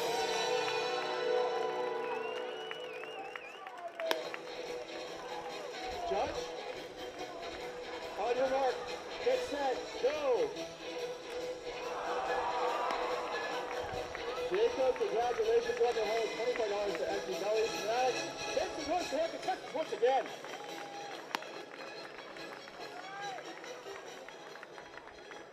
Can't make it to a game? Head to youtube.com/Welland Jackfish and subscribe to our official YouTube channel. There you'll find amazing content and watch every home game live presented by Young's Electric.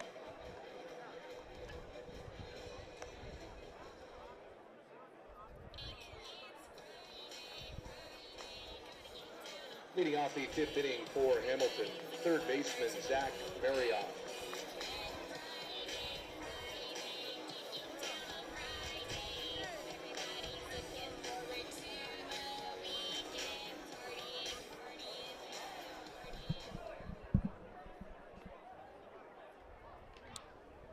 So here we go, quick pace game actually, other than that 1 inning from Welland in the bottom of the 3rd. We're already in the top of the 5th inning. We've talked so much about the offense. We really haven't talked about Enrique Saldana on the mound. He's been excellent in this ball game. And again, his second start in 5 days, for Saldana, and he has been excellent once again. We talked about him facing Kitchener on Saturday, and we said this is going to be a little bit bigger of a task, a little bit bigger. And Brian Essery mentioned it too. He's like, keep this runner first.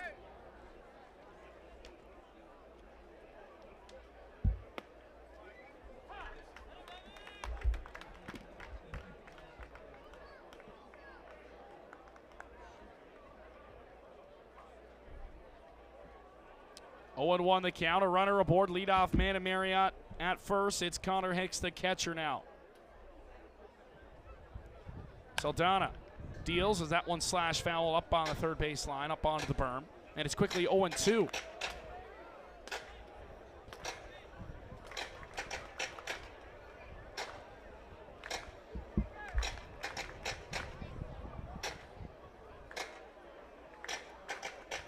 Well, again, Saldana ahead in the count. He's going to throw strikes, and he's going to be in and around the zone, and that's just recipe for success. That one got away. We've seen that twice now, where the ball kind of just slips out and sails high and right out of his hand. And Mullen's done an excellent job of going and retrieving that ball. That wasn't even close to being a strike.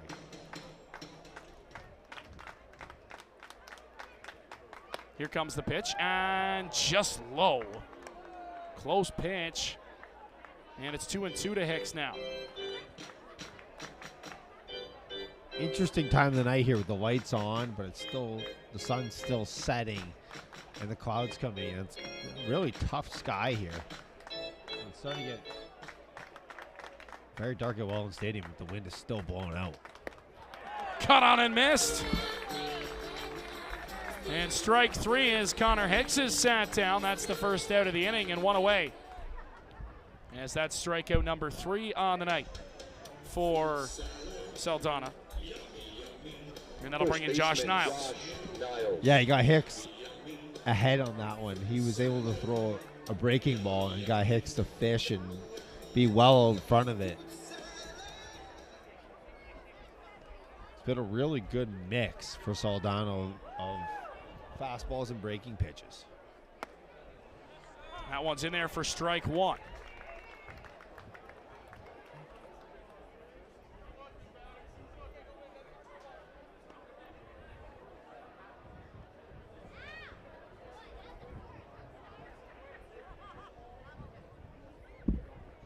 That one in tight. As it's 1-1, as Niles able to get out of the way of that one. Wind still blowing now. It's kind of blowing in a little more at the stadium. Those flags now blowing kind of left to right. That one close at first base. Just able to get back in time is Marriott. And again, a great move from Saldana on the mound. Yeah, Saldana's got a really solid pickoff, and he pitches predominantly from the stretch, even when there's no one on base. So his movement to home. 2 hits and no errors for Hamilton. 6 runs on 6 hits, no errors for the Timber Tigers.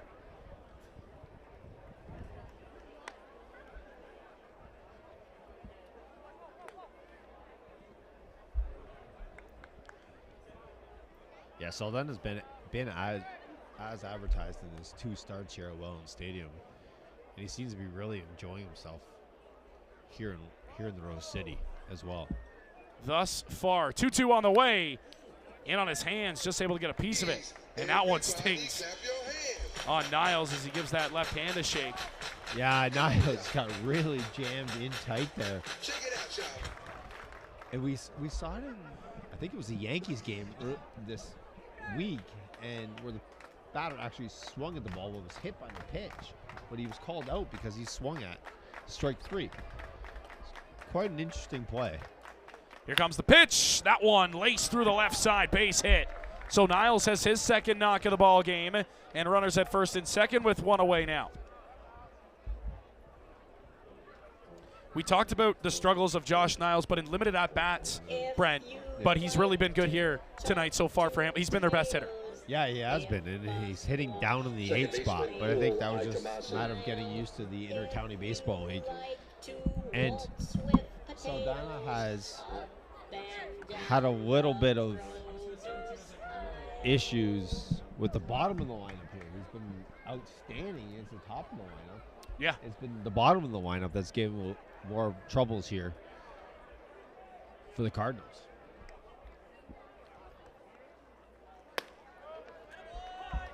A dart in there for strike 1.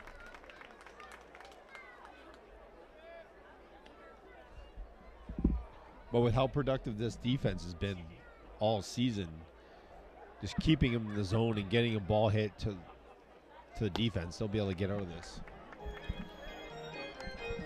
So ball 1, now 1-1 the count. Saldana at 65 pitches, so he's really been effective and efficient. That one in the dirt, skips in there, 2-1 the count. Yeah, he's been really effective. This inning, he's gotten behind hitters, which we haven't seen all night. So he struggled a little bit with his command and is not throwing strikes. He really pitches best when he's out in front of the count, early in the count. 2-1 the count. Here it comes. That one just inside. Wanted the call. And it's 3-1 now.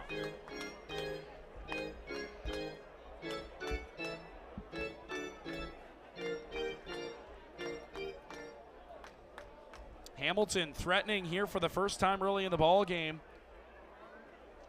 As that one is fouled off, that's going to get out of play. into the seats. Look out as it bounces up top and back down into the third row. Well, this has been the second time that the Cardinals have had runners on first and second. Fanatic from Wayne Saldana Fleet stranded the gathers first that time ball. around, so let's see if he can do it again here. And again, it was the bottom of the order. It was the 8-9 batters that got on base for the Cardinals. Check back to second. Saldana, the offering is in tight. Bases loaded with one away. So a couple of good at-bats put together here from the Cards. And now this is going to load the bases. We talk about it, Brent. The bottom of the order, Niles and Center fielder Ian Brandon Tanasi Nicholson. have combined for 4 plate appearances. They're 2 for 2 with a hit by pitch and a walk. So they've been on base all 4 times that the bottom 2 have come to the plate. And again, they're going to be both on, and the same situation as a couple innings ago where the bottom of the order gets on. Now it's the top of the order's job to drive them in. Well, and you can't continue to flirt with danger. No. This top of the lineup is going to get their hits, and they're one of the most productive lineups at the top in the league. Look out. Nicholson gets out of the way of that one. And at some point, flirting with danger with putting the bottom of the lineup on the base pass. Well, and one thing that he could use right now is a hard ground ball to short or second. That one is in there for a strike, and it's 2-1. Nicholson doesn't like the call. Steven Moretto will play in. Everybody else regular depth. Dupuis shifted over towards second base. Straight up in the outfield for Nicholson. 2-1 the count. No room for error for Saldana. That one at the knees, strike 2. He paints that outside part of the plate, now 2-2. Yeah, he reached back a little bit there for a little more gas. That was an excellent pitch right on the outside. Well, 2-2 the count. Big pitch coming up here in the ball game. Saldana delivers, breaking ball up the middle. Dupuis gets by him, and that's into center field. 1 run's going to score. Right around is Niles. He'll score as well. That's going to be a 2-run single for Brandon Nicholson, and Hamilton is on the board at 6-2. Yeah, that was a play that you see Dupuis make 9 times out of 10. It just got a tough play, but again, it is a play that he usually makes. He usually makes it. At least keeps it in the infield to keep. If they can't turn the double play there, at least he keeps the ball in the infield and only allows 1 run to score instead of 2. But the Cardinals cash in at the top of the lineup. It's putting the bottom of the lineup and the 8-9 hitters on the base pass.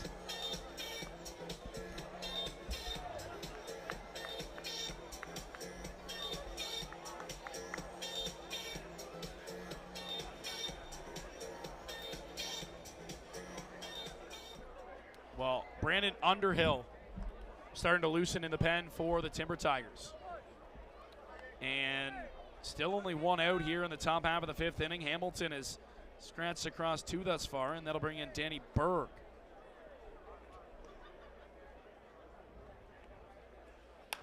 Well, they got the ground ball, Brent, but again, and Dupuis too, if he's not shifted over as he was, that's not even a questionable play. It's a base hit up the middle anyways. But again, it's just a short hop on Dupuis, and it's ruled as a base hit. Yeah, would have been a tough play to begin with, but a tough again, play, and the range going to his left. Yes. But that's exactly what Saldana wanted, was a ball hit up the middle. And unfortunately, it just took a top hop and went in the outfield and led to 2 runs. But and all of a sudden we got a regroup ball here, game. and 6-2 game here in the Rose City, and turned out to be a beautiful night there at home. Yeah, it's gorgeous out. It's a gorgeous night with the wind blowing and temperatures in the mid-20s, and gorgeous night for baseball here in the Rose City. That one fouled off, and it'll stay 0-2 to Berg. Check our out-of-town scoreboards here. Of course, 6-2 here. Over in Kitchener, the Panthers, who are out to a 3-0 lead. Toronto has stormed back, now up 5-3.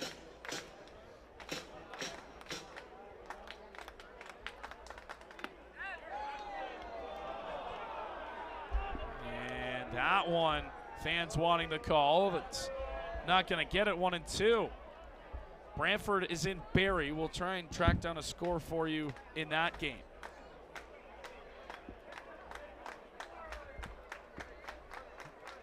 One and two on the way. That one grounded to second. Tweet turns to second for one. Trying to throw it back to first, but the slide pulled Dupuis off, and a smart play not to try and unleash that ball across, and that'll bring in Tyler Duncan. Yeah, the right play there by Tweed to go to second, and Dupuis just couldn't get the ball on a transfer into his hand right away. And Shortstop Tyler Duncan. Well, now you give the former MVP a chance with runners at the corners and 2 away.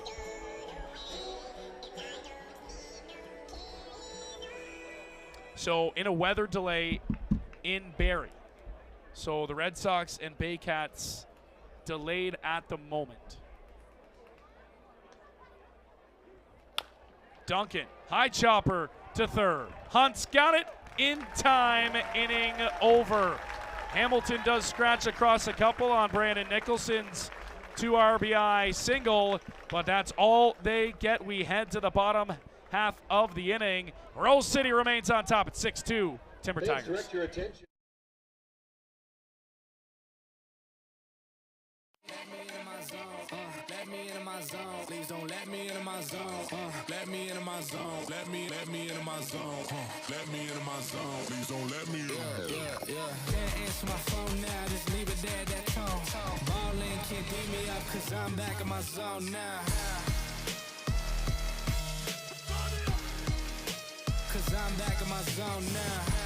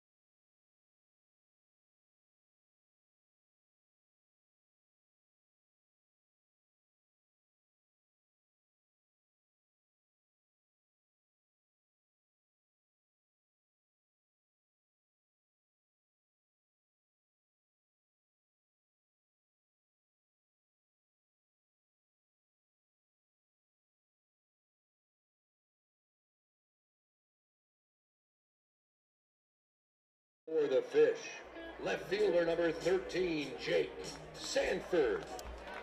Bottom of the 5th inning, Jake Sanford will lead things off for the Fish. Meat and potatoes of the order. It'll be 2, 3, 4 due up.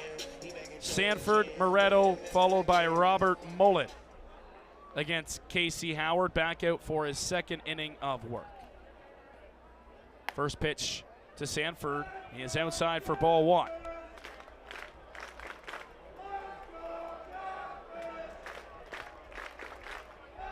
Sanford is 1 for 2 in the ball game. Had a base hit in his last at bat. Howard's pitch dips outside. It's 2-0.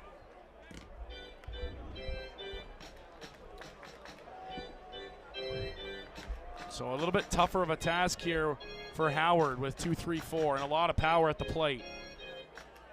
Sanford in the driver's seat. 2-0 on the way. And it's in tight now. 3-0 to Sanford.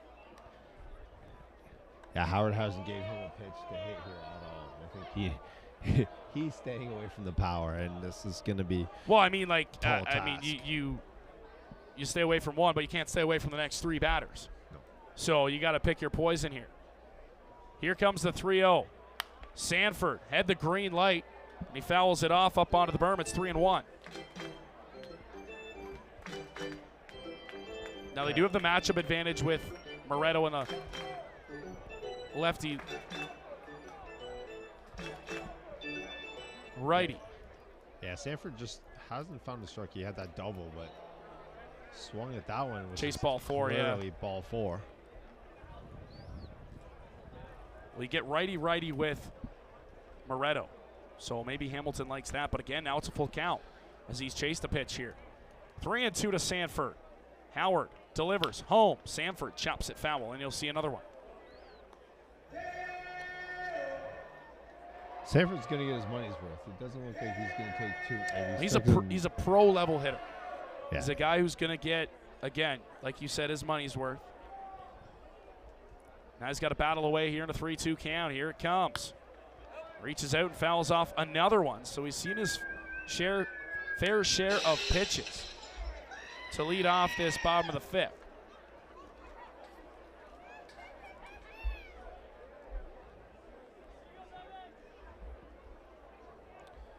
Another payoff coming from Casey Howard. Sanford reaches out and fouls another one off. Giving a look this time is Marriott, but he's going to run out of real estate up onto the berm.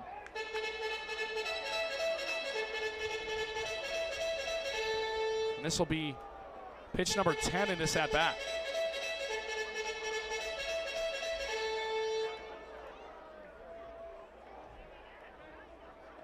So the 10th pitch, he's making Casey Howard work.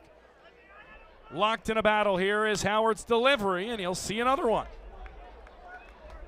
Pitch number 11 going to be coming up, and Casey Howard going to be thinking, what can I do to put this guy away here? Yeah, and that's what, sorry to cut you off, Brent. That's what you see out of a professional level hitter like Sanford is. He's going to foul it off until he gets one he likes and put the barrel on.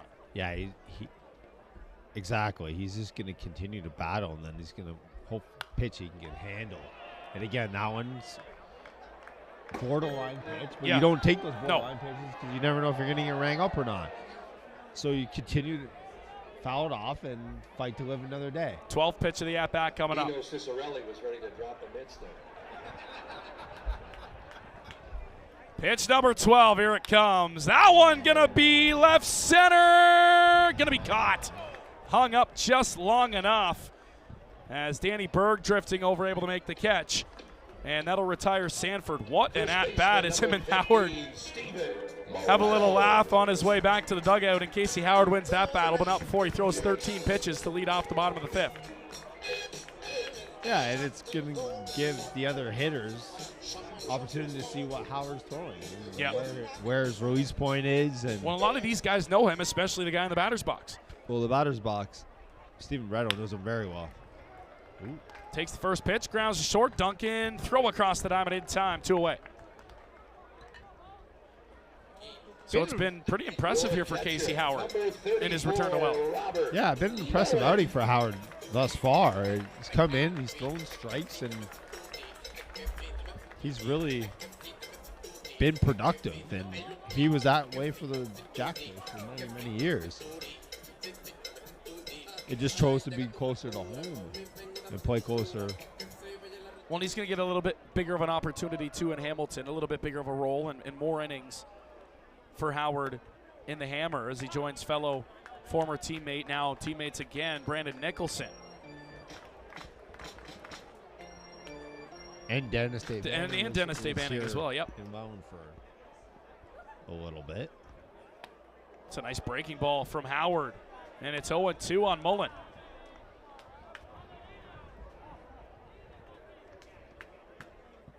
So Howard's faced the minimum 5 up, 5 down. Of course, the caught stealing helped him out. As Mullen takes outside, 1-2.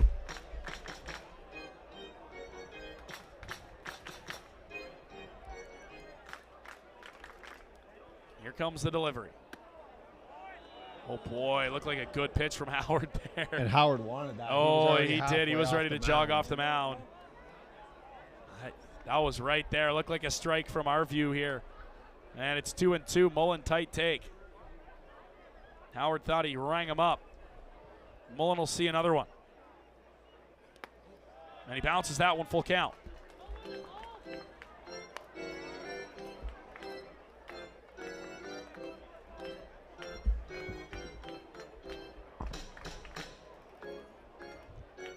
Well, now if you're Howard, you got to come back to the same spot you think you rang him up, and hope this time you get the strike call. Payoff on the way, and it's outside. Thought about it, and Mullen's going to draw another walk. So he's 1 for 1 with the homer and 2 walks now, and he's aboard with 2 away. And that'll pass the baton mentality here again for the Fish, and Mullen's been outstanding the last couple of games and taking his walks and hitting for power when he does swing and pitch. Well, again, another professional hitter and a professional at bat. And here's Porcelato, who's maybe, I don't know, do you say he's the hottest hitter in the lineup right now? Because average-wise, he's the guy who's making the most contact. Yeah, he definitely is, and he's hitting for an average. Tough hop at first base by Niles, but he's able to keep it in front of him and make the play at first side, retire. Nice inning from Casey Howard as he is through 2 strong innings for Hamilton. As we head to the top of the 6th inning, it's 6-2, Rose City in the lead.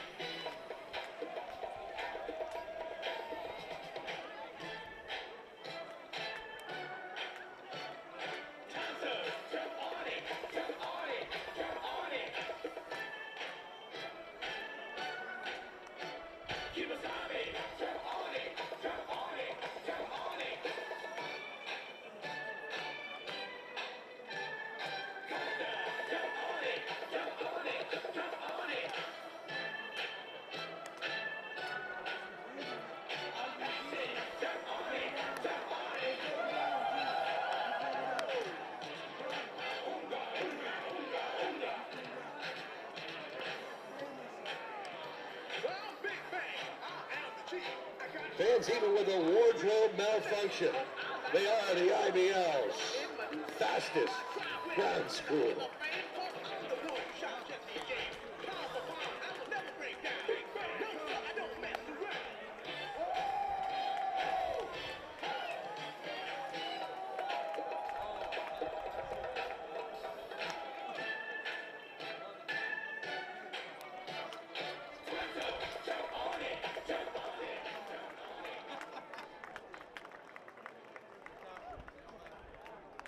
Fans, are you ready to party? Your group, ball team, or birthday party can join us here at the pond. Visit fan services at the front. First pitch is ripped down the third baseline. That's going to drop, fair ball.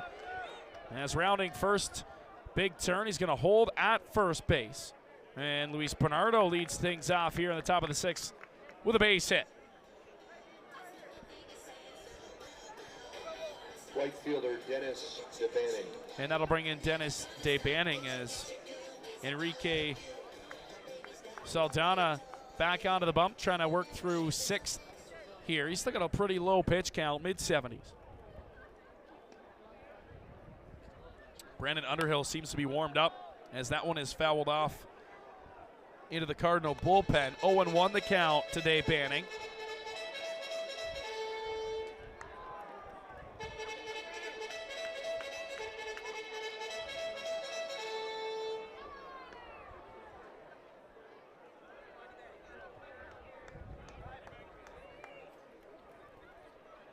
Saldana comes set now, delivers in tight, and it's 1-1.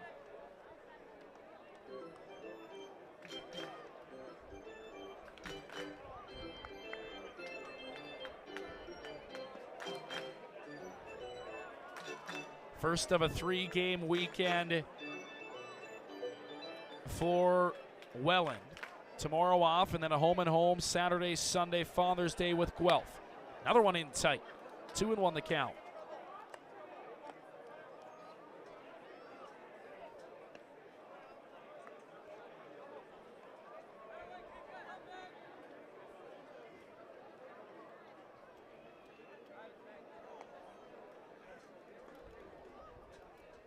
Saldana delivers right down the middle, and it's 2-2.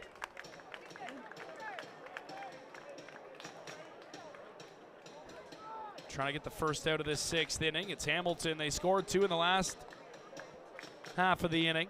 6-2 ball game. They've chipped away at that Jackfish lead, who put a 6th spot in the 3rd. Another one in tight, and that time it hits him. DeBanning frustrated, and now 2 aboard with nobody out here on the top of the 6th, and Hamilton once again has something brewing.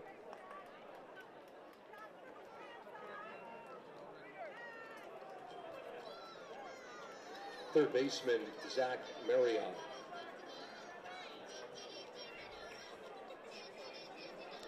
So that'll bring in Zach Marriott.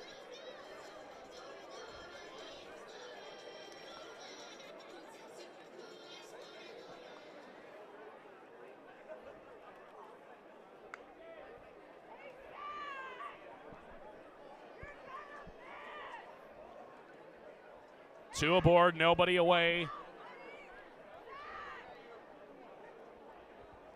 First pitch showing bunt, gonna put one down the third base line, foul. And it's 0-1. Trying to lay that down and advance the runners.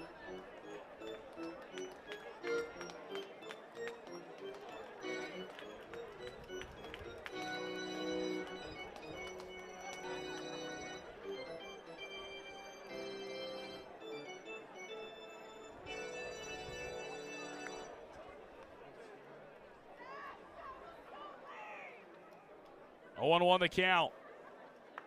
Marriott. See if he shows bunt again here.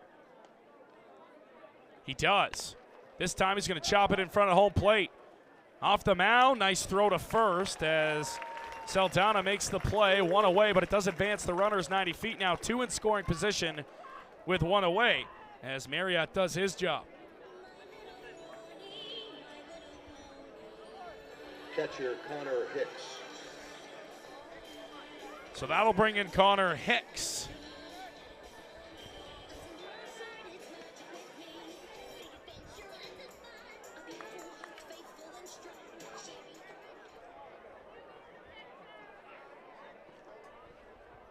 So a couple of runners in scoring position, a base hit. Could score two. That one lays down the first baseline. Fair ball, one run scores. Right behind him, Dave Banning in. It's a two-run single for Connor Hicks, and Hamilton, just like that, is now within two, and that's going to bring Brian Esery to the mound, and that might be it for Saldana tonight.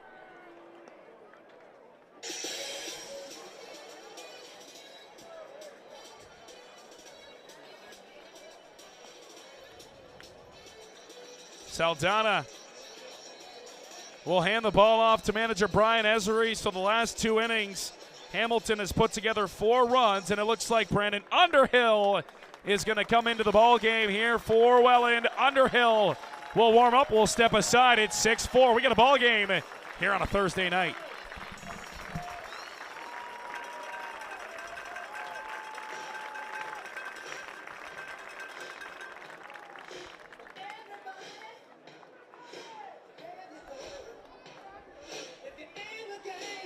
Attention please, now pitching for the Welland Jackfish, number 3, Brandon Underhill.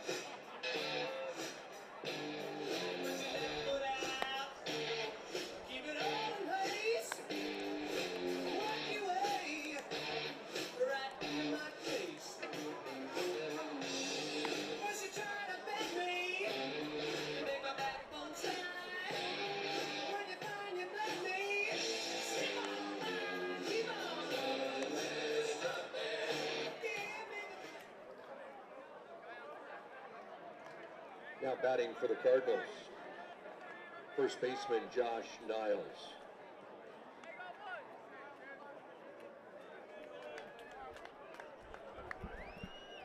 As we come back inside the ballpark, Brandon Underhill called to the bullpen first of the night for the Timber Tigers.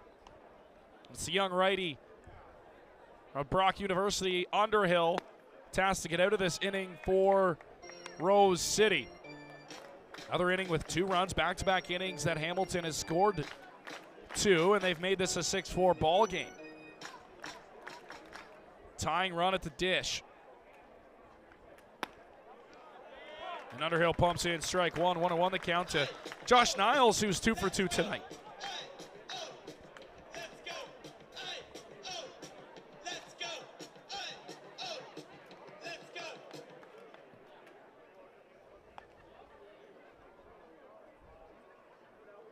Bottom 3 in the Cardinals order, 3 for 5 tonight with a hit by pitch and a walk.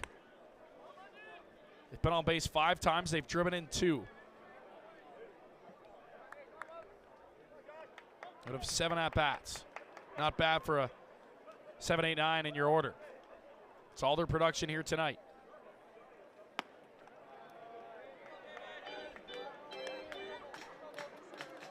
Three and 1, Underhill's run it on Niles.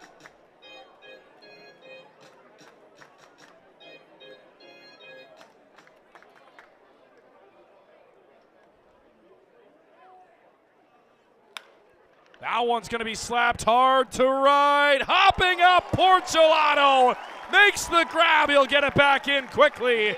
What a catch out there and right by Mateo Porcelato as he uses that speed on defense. That one gets over the head of almost anybody else in right field.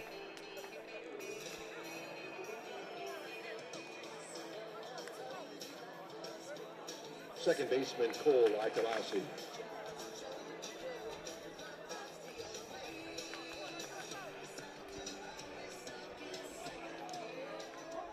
So allowed second out in the top of the 6th inning. And the runner remains at first base, and that'll bring in Cole Ikalasi. And he takes up chin music, 1-0.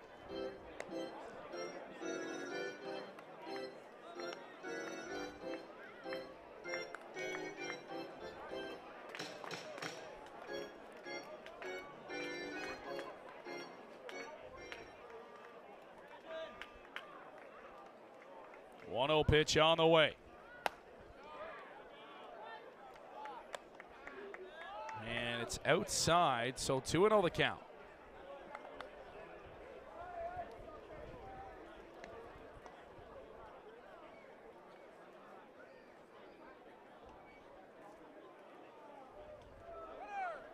Runner taken off, it's fouled straight back. And it's 2-2 now the count.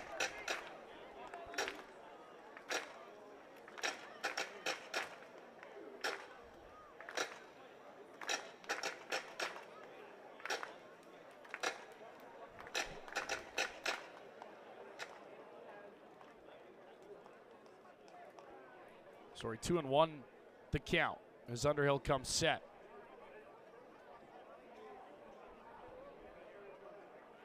Now comes home high, 3-1, and another 3-ball count from Underhill. A guy who usually is coming in, throwing strikes right off the hop. Likes to work at a fast pace.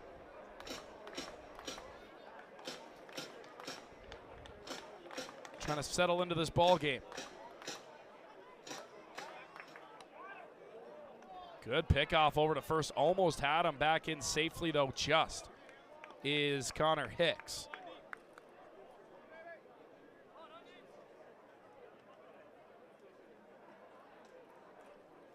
Three 3-1 Underhill. Deep breath on the mound. Now comes home. And he walked him.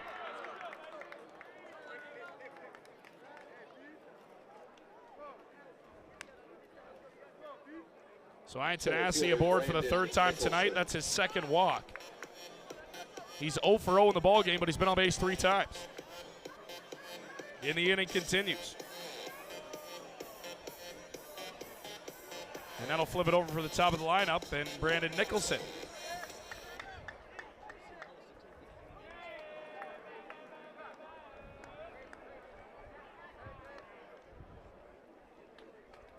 Breaking ball, and that one cut back in. Nicholson fouls it back up over top of the broadcast booth here, 0-1.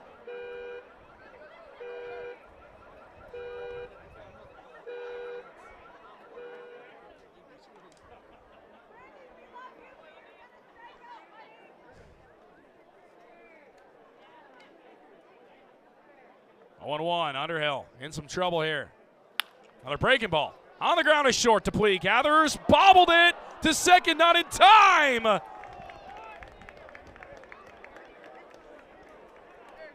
And the bases are loaded. And a ball that Tyler Dupuis has every single time boots it. And that'll continue the inning for Danny Berg.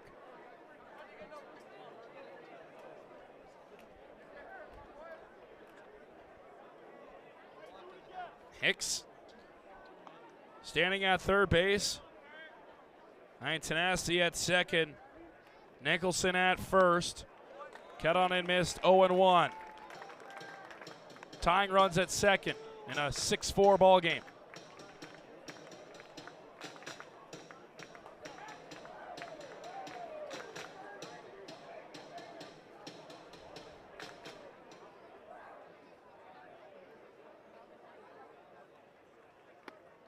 Check swing, don't matter. It's at the knees, 0-2. Underhill could use a strikeout here. It'd be massive. 2 away, top of the 6th. Hamilton threatening more.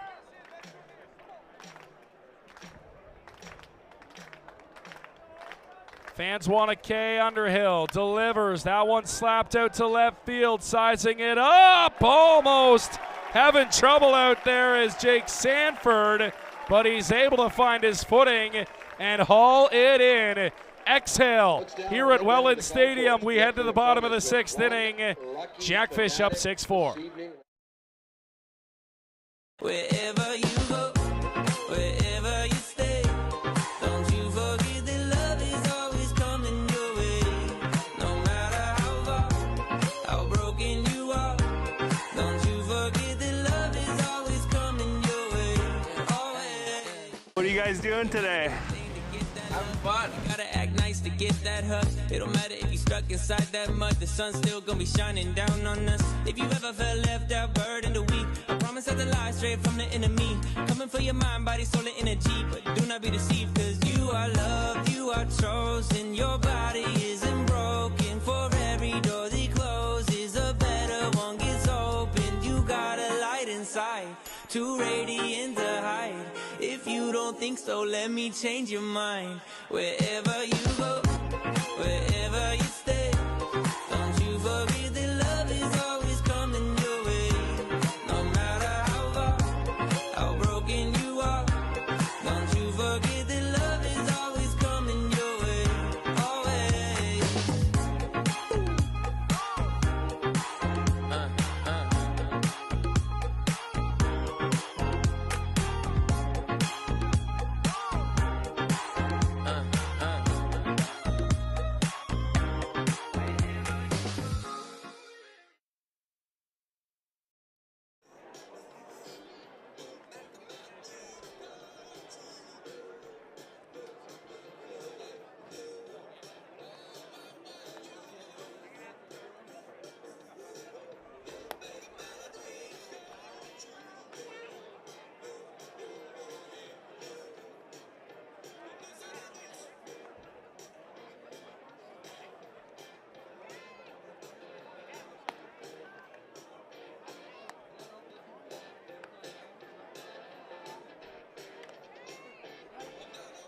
Fans, don't forget you have until the end of the 7th inning to get those 50-50 tickets on sale now. Leading off the 6th inning for the Jackfish, shortstop number 6, Tyler Dupuis.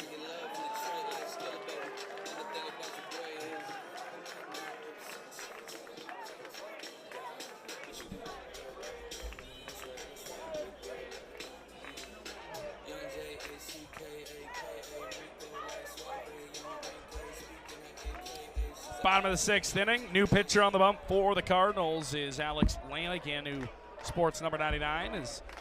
It'll be 6, 7, 8 in the lineup for the Timber Tigers, and TD6 will lead things off as he takes a bender inside for ball 1. Brent Colombe, Alec Murray with you on the call tonight. It's been a 6-run 3rd inning for the Jackfish, followed by back-to-back 2-run innings for Hamilton. We got a 6-4 game. That one is a good piece to left center field. That one's going to get down. Dupuis around first into second. and he leads off the bottom of the 6th with a double. That ball just carried and carried and carried. And I don't think Berg really knew it was going to carry like it did. And that ball just got over his head. And it was well hit from Dupuis into the gap, but Berg had a chance on it and just missed it on almost a couple of feet away from being out of here as well. Dupuis turned around, but again, you get a ball up in the air, and that ball's going to carry an extra, depending on how high you get it. The wind's still blowing out to dead center, left center, so Dupuis gets a hold of one, and the leadoff man's in scoring position right off the hop here as Gom fouls one straight back 0-1. Yeah, Lanigan coming into the game with 2 innings pitched and 2 appearances and has allowed 4 hits now in those 2+ appearances. Gom and Hupe, the only 2 Timber Tiger players without a hit tonight. Now that Tyler Dupuis has one. And Gom's going to have one. That one sneaks through the right side base hit. Dupuis getting the wave around. Not even close. RBI single for T. Gom. And the Jackfish get one back. It's 7-4. Gom's been excellent since coming into the lineup for the Fish. And it's just that. When he gets somebody on position, somebody on base, he's just going to hit one through the hole and find a hole and knock him in. In his limited at bats, he's got a handful of RBIs already this season. Well, he was given a chance because of some of the injuries, Brent. He's taken full advantage of it. And he's just been a guy that you can't really take out of the lineup all of a sudden. And Tyson Gom, who, last season with the Jackfish, a backup reserve player. This season to start off that same role, and he's really come into his own here. Swinging the bat. And now this will bring back in Dawson Tweet, who has a base knock. He scored a run.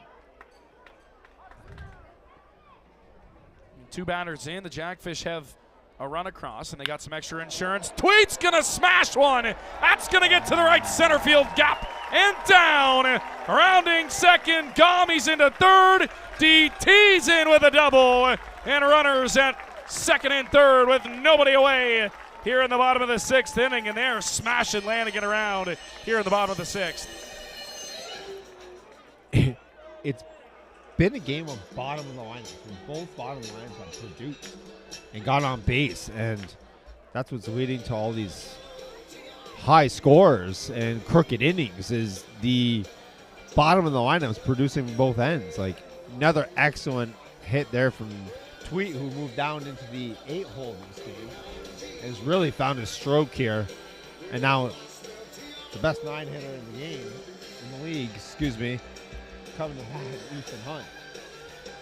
So the Timber Tigers need to continue to add on runs here because the Cardinals can strike quickly. Well, and for Lanigan, the last thing you want to do, Brent, is come into a ball game and immediately give up a run after your team puts up 2 runs in the top half. Yep. And we've seen this all season out of the Rose City Timber Tigers, is that they have the ability to bounce back after the other team scores and go and put up a crooked number. So here's Hunt, breaking ball, starts in, tried a front door, it didn't come back inside. It's 1-0. And the Cardinals are playing the infield right in, so they're going to cut off the play. Yeah, everybody in on the infield. You're right. Hunt waving a miss, 1-1. But really, if you're Hunt now, all you got to do is really loop one or rip one, and that ball's getting through. Outfield is straight up, medium depth for Hunt, who can spray it everywhere on the field. 1-1, the breaking ball that time does get it on the inside corner, and it's 1-2. Still nobody away here in the bottom of the 6th inning. Jackfish have scored in 1 inning. It was a 6 spot back in the 3rd. That one on the ground, bobbled by Duncan's only got 1 play. It's to first. They'll make the tag out. It's going to be an RBI ground out as Gom comes in to score. Let's see if Hupe can be the 9th Jackfish to get a base hit here. 2 through 9 have at least 1 knock for the Fish. Hupe the lone hitless one here tonight. Hupe coming off a 3-hit game in Toronto. Takes a big wave and a miss at that one, and it's 0-2. Something Hupe struggled with here is getting ahead in counts. And especially tonight, he's found himself in the back seat on all 3, now 4 of his plate appearances here tonight. That one, not even close as it bounces in 1-2. Yeah, he seems to be chasing the ball a little bit. Like when he gets behind on the count. I mean, you got to swing up borderline pitches, which is what you don't want to do. You can't really zero in. And yeah, he's been behind most counts. A little too overzealous. 4 bats. That one, he turned on it, hit it a mile, but foul. Just a second early. Just a little early on that one. He had the distance, and it had plenty to carry. That ball would have been on the fairgrounds. But yeah, just a little bit ahead of that one. 1-2 the count. Not going to throw him that one again. Hupe gets fastball. High chopper to third. Going to be a tough play. Marriott across the diamond in time. Great play at first base by Niles to hold the bag, and there's 2 away.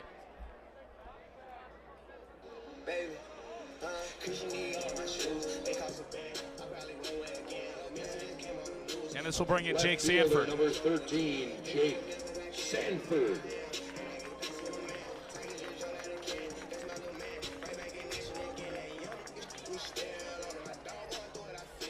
So Sanford in his Jackfish debut, 1 for 3. First game as a member. Yeah, we've yet to see that real raw power of Sanford, but again, it's still early. He's already had Only had 3 at-bats with the club. Yeah, just got here not too long ago. And he gets under that one, sends it to the opposite field. It's going to be a tough play, kind of a no-man's land backing out. Who's got it? That ball's going to bounce in and drop in. Base hit. 1 run's going to score. Sanford, who was running the entire way, is going to pull into second base. And the inning will continue as that ball was bobbled. And again, no man's land. The third baseman, Marriott, had on it off of his glove and ricocheted down onto the field. And that will allow the inning to continue. First As Dom scores. That's where you always run out those, seems like a pop fly, and you can see third base coach Ricky Pillitary waving him home the entire time, knowing that was going to be a tough play for anyone who went after the shortstop, the third baseman, Marriott, or Berg. I don't think Berg got a good jump in left field. It was able to get there, and Marriott went out from third base and tried to make that play, and it just, like you said, went off his glove and ricocheted into left field. So, official scorer Curtis Persma is going to say base hit on that. Again, it is a ball in no man's land. That's a tough play for It's a tough Marriott. play for anybody. Because you had the left fielder coming in, you had Duncan going at the shortstop, and usually, Brent, the shortstop has the better angle on those balls, but again, Marriott, who was backtracking the whole way, just a ball that was skied to no man's land, and again, a hustle double for Sanford. Yeah, and it's one of those plays where the ball goes up and it looks like it might even slice foul, and the wind brings it back and pushes it back into play, and Marriott is looking over his head, and he can't track it. That, if Duncan could have got there, it would have been the better angle for him to get to. We normally see the shortstop make that play if he's in the vicinity, but he wasn't there yet, and it falls and gives the Rose City Timber Tigers a 9-4 lead here. And some big runs here in this inning please. Now for Rose City. Number 19, Corbin Peters. As Corbin Peters into the ball game. As they've seen enough of Lanigan, and they're going to go to Peters to try and get out of this inning. And again, your team puts up 2 runs and you make it a 6-4 ball game. And then for Lanigan, again, not all his fault, but to come in and give up 3 immediately. And the Jackfish have a little bit more comfortability in the bottom of the 6th inning here on a Rose City Timber Tigers night. Ball game 2 hours and 8 minutes old thus far. Check our out-of-town scoreboard here momentarily. Still in a delay in Barrie. And Brantford and the Baycats weather an issue in Barrie. First pitch, Moretto slaps it to short. Duncan, strong throw in time. Peters comes in, throws one pitch, and gets Hamilton out of the inning. Not before Welland scores 3, and they go up 9-4 as we head to the 7th inning here in the Rose City. Miller Lite dugout now and enjoy a nice cold tall boy. Please respect the rules and help us maintain a positive atmosphere for each and every one of our Welland Jackfish fans.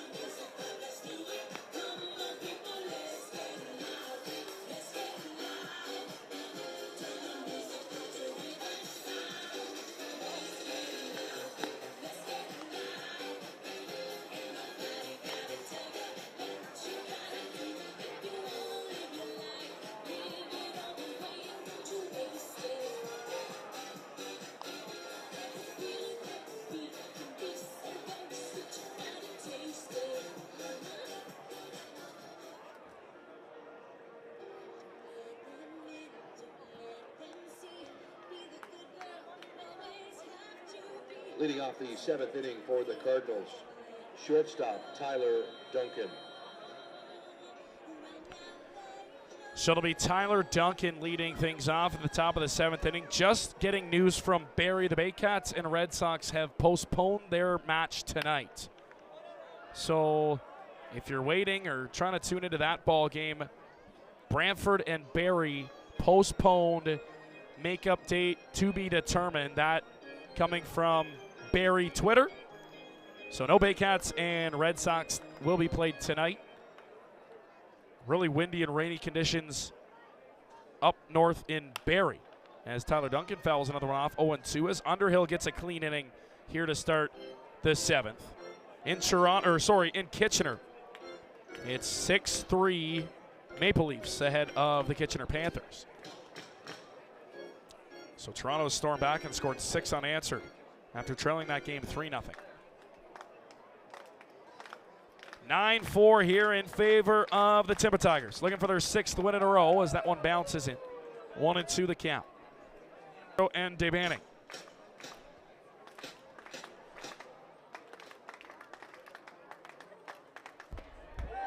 Cut on and missed as Underhill fooled him there. And Duncan down on strikes, 1 away. Yeah, Underhill just pulled the string on that one. Excellent pitch. And Underhill, as usual, has been outstanding since coming into the game and has been all season. A little bit of command issues the first couple of batters he saw. Brent went to 3-ball counts, but again, able to work out of it. Not a great night for Ty Duncan. He's 0 for 4 now with a strikeout, a couple of ground outs and a flyout. So the reigning MVP's been held off the board here, and that's a check swing. He went around. Yes, he did, says home plate umpire. And Luis Bernardo in the hole 0-1. And the thing about Underhill is he came into that inning, Brent, and again, Underhill, a guy who is very, very good when he can come in, high tempo, throw strikes, and get outs. And he's gone back to that here in the top of the 7th inning. Is that one just on the outside part of the plate? Not get the call, 1-1 the count. Some lightning off in the distance here at Welland Stadium, and expecting, we weren't sure what today was going to bring, as Dave Banning sends that one a mile high to left field. Sanford drifting over, he's under it, he's got it. Yeah, Bernardo just popped that one to left, and you can see it looked like it was going to be a foul ball, but then it came back into the field a little bit. Sanford makes the catch, and yeah, storm brewing over to the left here, Brent. The lightning and faint thunder in the distance, so, and you can kind of see it over down the third baseline. And we expected storms today. It was a very, very hot, humid day in Welland. It was about 30 degrees. It felt like 30 degrees here in the Rose City all day long. If you love the beach, it was a perfect day. But again, usually when you get muggy, humid, hot days like today, you can expect a storm in the near future. And it's gotten really dark out. These dark clouds starting to move in. And that storm blowing, as that's a ground ball back to the pitcher. Underhill will walk it himself. 1, 2, 3 go the Birds in the top of the 7th inning. Underhill, spectacular as we head to the bottom of the 7th. Scramble time to stretch it out here at Welland Stadium. Harry Carey taking away the Rose City. Welland's own Harry Carey.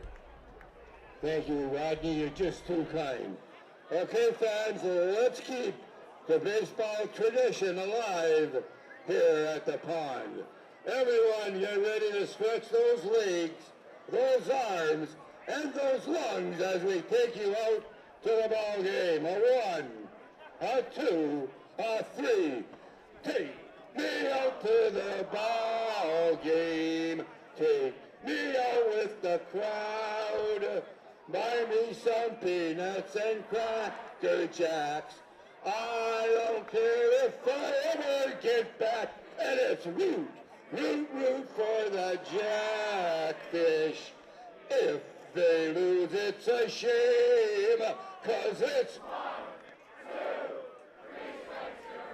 3 at the old ball game. What a job, you guys are on the ball. And back to the vibrant Rodney. There you have it, Welland's own Mr. Harry Carey. Great job, Fanatics. Fans, your 9-inning vacation begins at Welland Jackfish home games. Bring a group and enjoy all our inclusive group ticket packages. To learn more, to book your group, visit wellandjackfish.com or call 905-735-9834.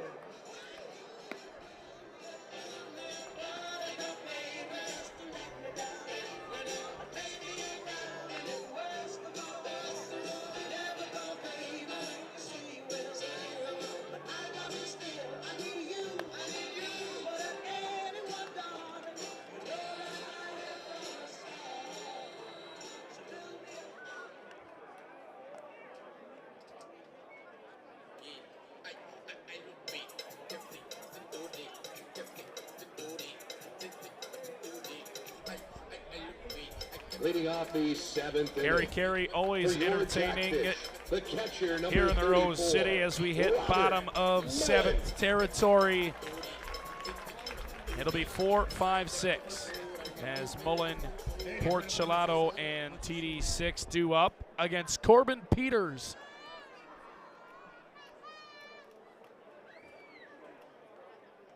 And Peters' first pitch is outside, but he's called a strike, and Mullen, looking back to the home plate umpire, said, I didn't get that call in the last top of the inning. 0-1 the count. Peters deals. Check swing. Mullen able to hold off. Check down. No, he did not. And it's 1-1.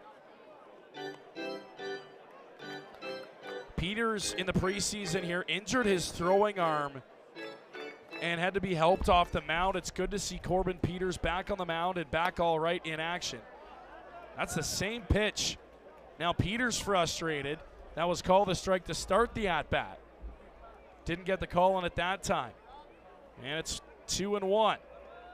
And now Mullen will step out. Yeah, we haven't talked much about the pitch clock or the speed up rules this year in the IBL, and the batters are allowed to step out once and use 1 timeout per at bat.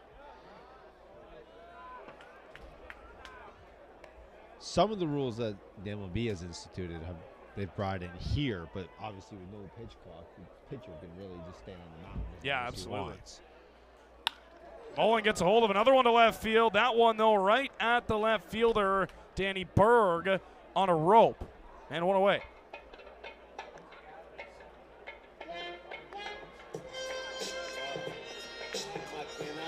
And here's Mateo Porcelato, who is 2 for 3 tonight. He's driven in a run, he's scored a run, and he's stolen 2 bases. Nice little line for 1-0 here tonight. Looking to extend on that. Porcelato coming into the game batting .430. He's up that here tonight. And just video game numbers for Mateo Porcelato. It doesn't matter what league of baseball you're in, Brent. If you're hitting over 400, you're doing something right. Yeah, absolutely. It just shows the consistency, too. He will definitely be playing here in the All-Star game. Yeah. Coming up here in Welland Stadium. Yeah, and like the All-Star game, again, you mentioned that. Very, very limited tickets. And now what's going on here?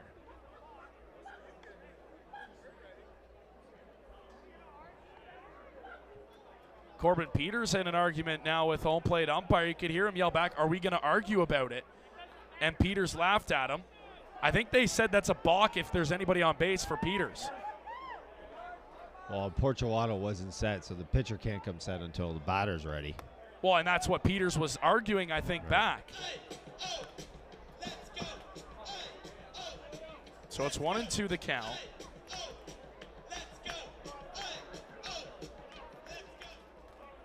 Peters set, now delivers home, and it's delayed call. Strike 3 called. And all of those pitches were in tight on Porcelato. Rings him up, and there's 2 away.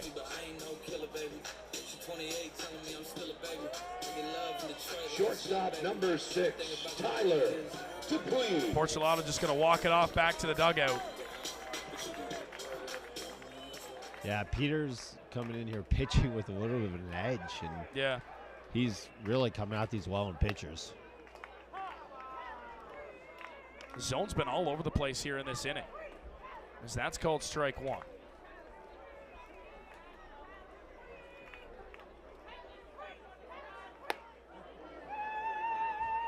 Dupuis chopping a tree at that one. It's 0-2.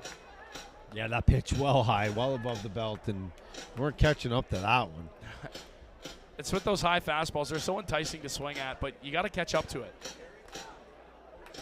Peters has done an excellent job in this inning, though. Coming down, just mowing them. And he is right here, but he's down 5 runs. All right, Corbin Peters, we head to the 8th inning, and the fans don't like that. And Tyler Dupuis, just a little laugh back to the dugout. Hey, the score is 9-4. We'll take it as we head to the top half of the 8th inning here in Welland.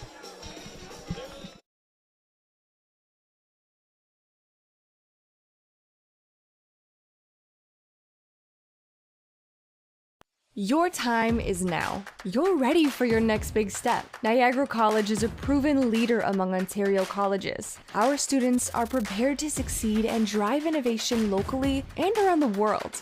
Our supportive student culture and state-of-the-art learning facilities help you achieve your dream. Choose academic excellence. Choose experiential learning. Choose career success. Choose Niagara College today. Visit niagaracollege.ca/apply.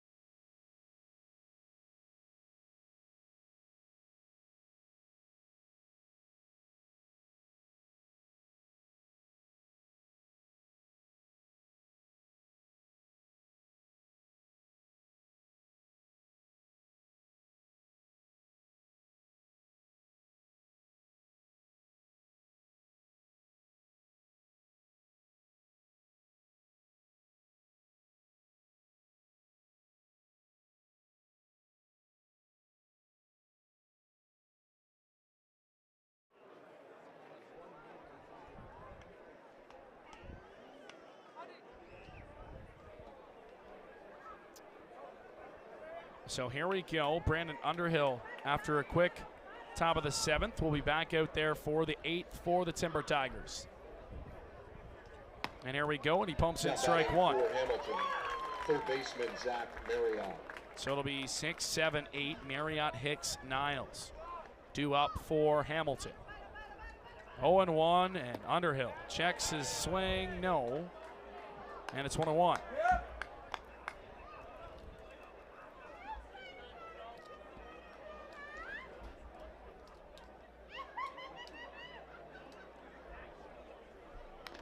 Cut on and fouled back, and it's 1-2. Well, Underhill ahead of the count again, and he just continues to battle. And this is the Underhill, that we know well here in the Rose Cities. He just comes in and throws strikes, and that's why he's been so productive coming out of the bullpen. Yeah, that one inside. Started backdoor, came in on the hands of Marriott, and he fouls it off. Fans chanting, "We want fries," looking for that 5th strikeout. It's kind of weird it's taking this long. Doesn't usually take this long in the ball game, but here they started up again. Underhill looking to be the hero here tonight for Rose City. Not going to be that batter, as that one's going to squeak through on the right side, a base hit. So Marriott is aboard for the 2nd time. He's 2 for 4 now on the night. Catcher Connor Hicks. And that'll bring in Carter Hicks, who had a big knockback in the 6th inning, a 2 RBI single for Hicks.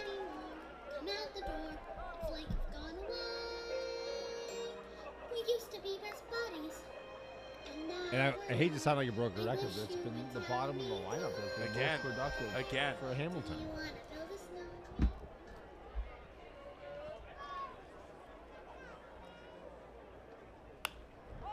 That one, shallow left field. Who's got it? No man's land. Sanford can't come up with it. Diving effort for Sanford. Looked like he called off Dupuis, and that's similar to the Sanford ball that he hit back in the earlier inning. And it's just in no man's land, and now 2 aboard here with nobody away for Hamilton. First baseman John. Yeah, Dupuis made a good effort to get out there, but Sanford's really the only one that's got a legit shot at that ball. And again, it was like that little, like you said, the little blooper that got down, and the wind is really playing fits here. It's still blowing from left to right here at Welland Stadium today. Underhill outside.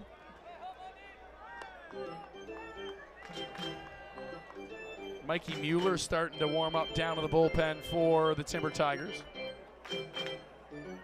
That's Howitt. Or is it? Oh, it is Danny Howitt. You're right.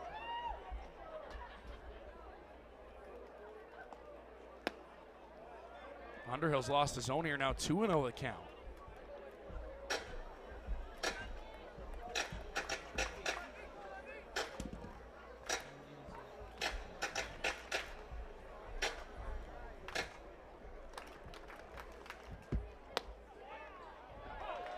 Underhill catches the inside part of the plate.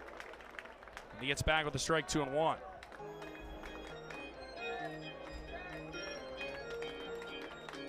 Four runs on 8 hits, no errors for Hamilton. It's 9 runs on 10 hits and an error for the Timber Tigers. 2-1 pitch, 2 aboard, nobody out. Underhill in a little bit of a jam. And what is going on here?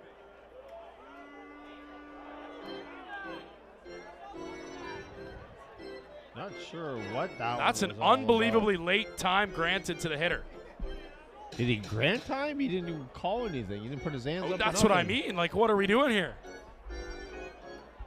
The umpire just got out of the way. Let's have a little bit of communication here. Brian Esery has some words for him. That one's cut on and missed, 2-2.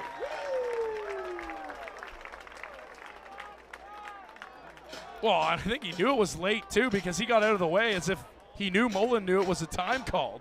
I think anybody had any idea except for the batter Niles and the catcher Mullen. 2-2. Underhill could use a big K here. Let's see. It's a base hit through the left side. Sanford bobbles it a bit, but able to come up throwing. And the bases are loaded with nobody away. Yeah, that's 3 good contact hits by the Cardinals. Bottom of the lineup continues to have a good day at the plate for the Hamilton Cardinals. And Underhill finds himself in a jam here with no outs, bases loaded. The Timber Tigers are obviously going to play back and take the outs over. The bottom of the order has been on base 8 times in 11 appearances. The bottom 3 guys in the order. 5 of those for hits. So 5 for 8, and they've been on base 8 times. Yeah. And this guy up at the dish right now, Cole Anatasi, has been hit by a pitch and he's walked twice. And he laces that one dead nuts on. Catch is made. Let's see the arm from Sanford. Comes up a hose to home. Wow. Not in time, but what a cannon out of left from Jake Sanford. Hamilton's going to score a run as Marriott crosses the plate. Be a sac fly for Anatasi. What a throw out of left field. I think they're going to check to third.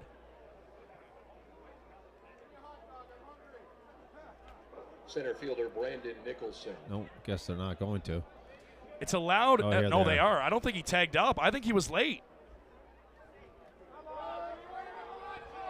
But I don't think the umpires, I don't think they necessarily. Underhill pumps in strike 1.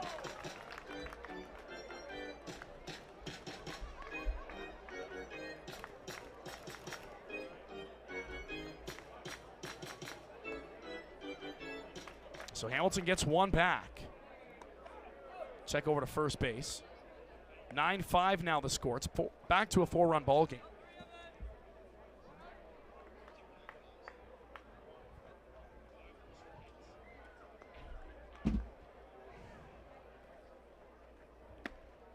Brandon Nicholson takes in there, and it's 0-2. Hoping Underhill to get them through the 8th inning here.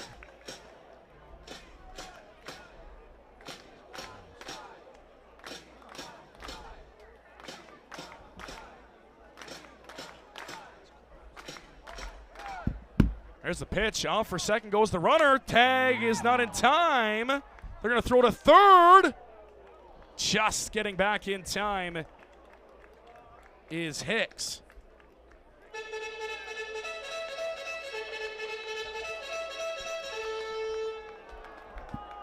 Now all of a sudden a base hit scores 2, and it's a 2-run ball game again. Underhill needs a big pitch here, 1-2 to Nicholson. And Nicholson spoils that one up out of play. Nicholson tonight is 1 for 3. He's reached on an errand single. Yeah, this is a crucial part of the ballgame, obviously, but Underhill wants to keep this 4-run game here. He's got to get through the heart of the Cardinals' order. Kind of surprised that he went that way, to be honest with you. The ball hit to the left side of the infield. Yeah. And you didn't score the run. I don't think if we had the play. No, I think you're exactly Nicholson, right. Deep in the hole. So the Hamilton base run actually gave the Timber Tigers an out on the bases there. Well, that's going to be the end of the night for Brandon Underhill. Of course, the runner at first base, the responsibility of him. And Danny Howitt is going to be tasked to get the final out of the ball game, or final out of the top of the 8th inning, as he's going to see Danny Berg, and the lefty comes in to face the lefty. Will step aside while he warms up.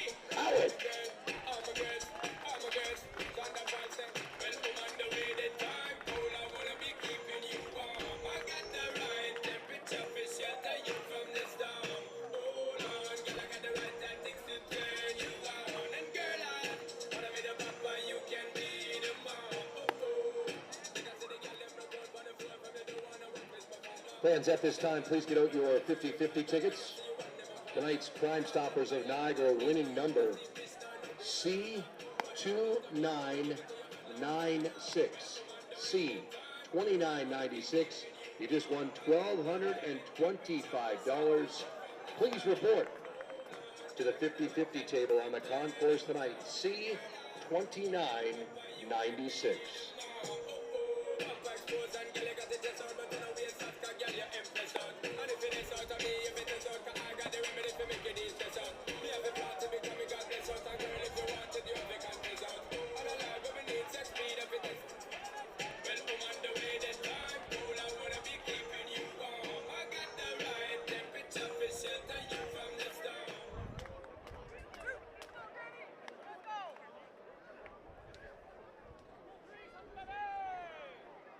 Now batting for Hamilton, left fielder Danny Berg.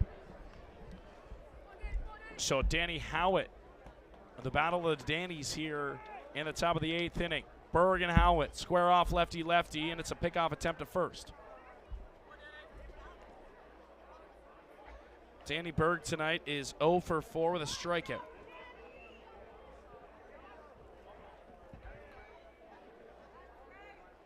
Howitt delivers, and it's high ball 1.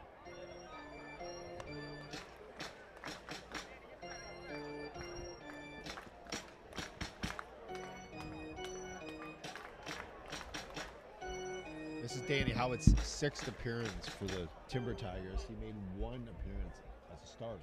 A little bit of everything. He came out of the bullpen on those other appearances. In there for strike 1, 1-1.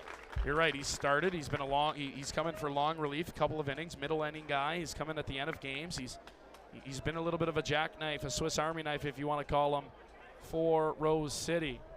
And it's a 1-1 count. Here comes the delivery. That looked in there. Don't know where that one was. 2-1 the count. Fans don't like it. He's kind of got that cross-cut action on that fastball. 2-1 the count. Danny Howitt trying to work out of the inning. Hamilton's got 2. It's the inside part of the plate, and Berg doesn't like that call.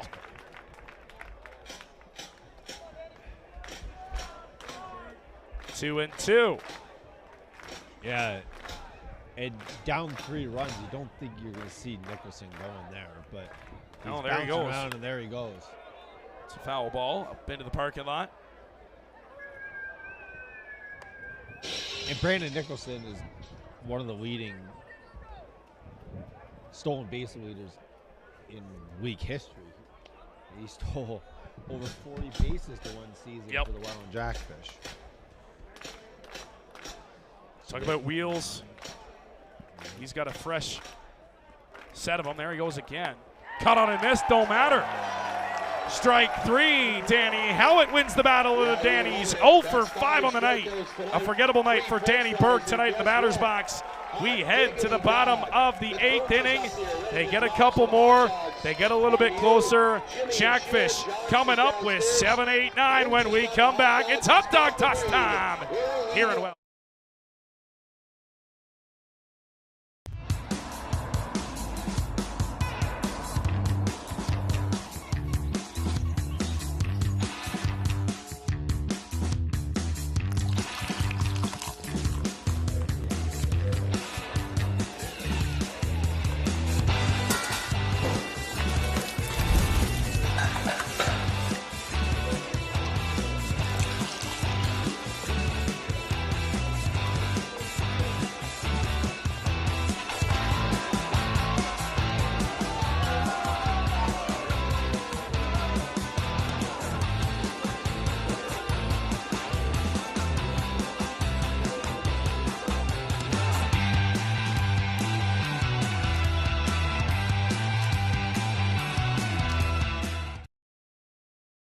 Number 2, Keeler Loveridge.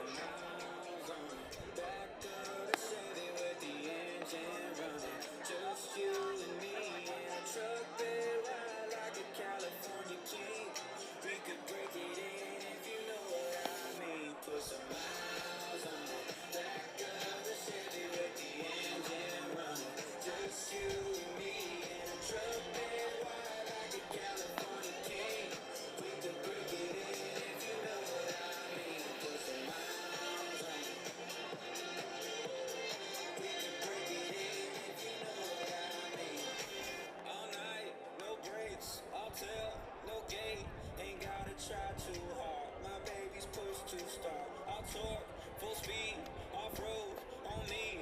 0 to 100 fast. My foot ain't touched the gas. I said, hey baby, slow it down, let's make it last. You said, where's the fun in that? Yeah, let's go put some miles on it. Back of the Chevy with the engine running.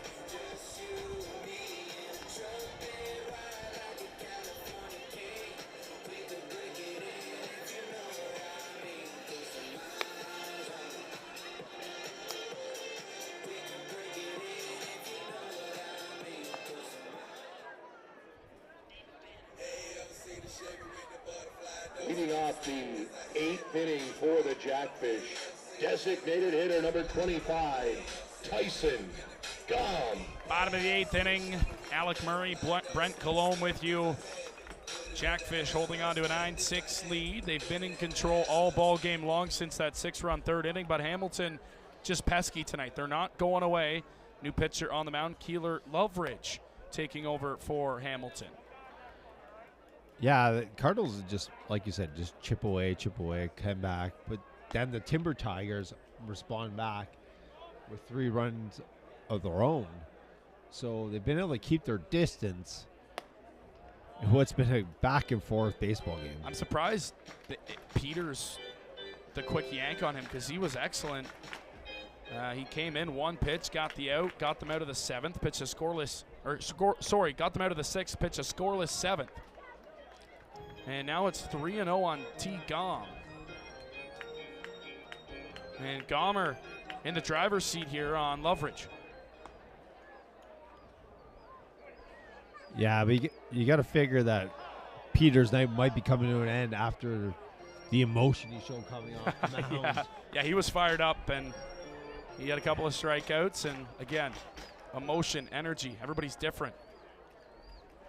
Kid puts his heart into it. Loveridge can't keep his hat on his head. No, he needs to get a hat that fits. Needs to get a bigger hat. Or a smaller hat. Or a smaller one. Yeah, pick one. Full count, he's worked it back to. And he strikes out Gom after being up 3-0. Gom, K's, and there's one away here in the 8th. Yeah, he just came back to the high heat there, back-to-back pitches, and it seemed to be second baseman number 20, Dawson his go-to. Tweet.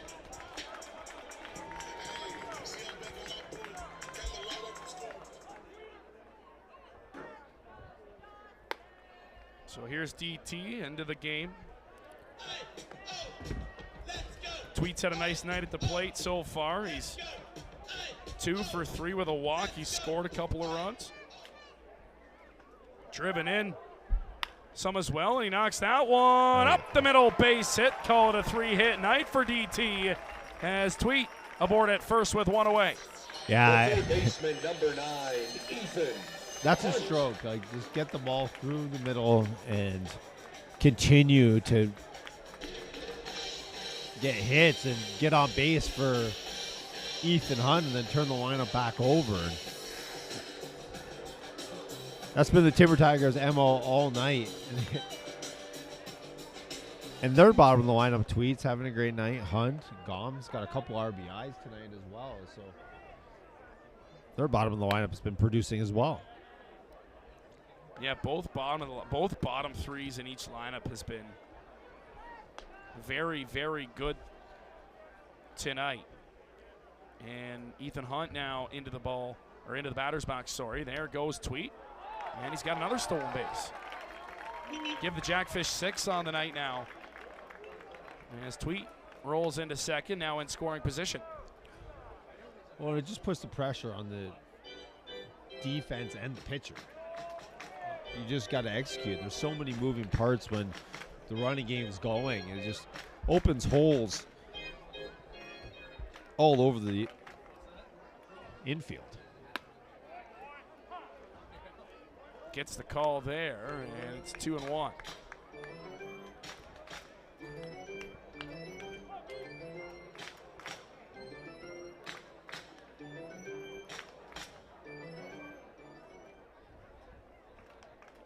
David Mendez warming in the Welland Jackfish bullpen as well. Hunt frustrated, got under that one. who's got it. Duncan out, makes the catch in shallow center. And that'll be 2 away.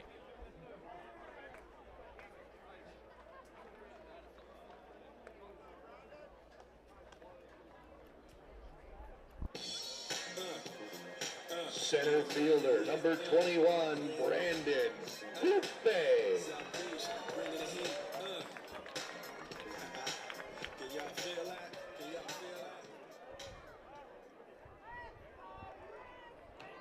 So 2 away now with a runner in second, and here's Hoope looking to get his first hit of the night. And he takes it in the dirt. That one gets behind the catcher, Hicks, and into third is Dawson Tweet.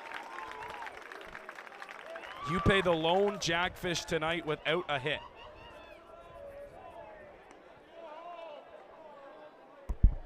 He's been hot of late, and wouldn't be the person I would predict in this lineup that hasn't had a hit tonight. But absolutely not.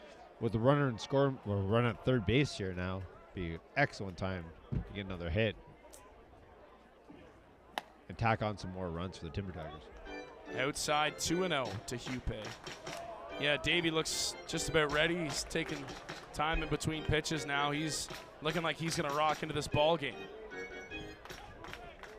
It is a save situation right now in a 9-6 ball game.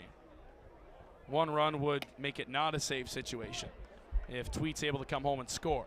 Right, but Mendez seems to be ready. I think he's coming in regardless. I think he's coming in regardless. I think you're right. And it's a perfect night for Davey Mendez to throw the baseball.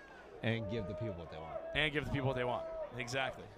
It's a great night at the ballpark when you get a lot of runs and then you get Davey Mendez coming into the ball game at the end. I think every time you come to the Fish Stadium, you're hoping that Davey Mendez is coming into the ball game.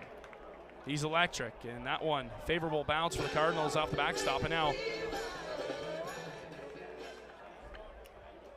Loveridge has uncorked a couple of wild pitches, and that's going to draw a pitching meeting.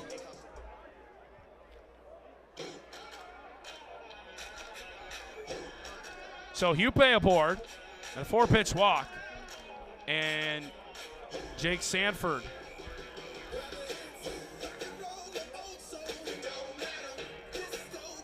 Yeah, he's been a little wild here.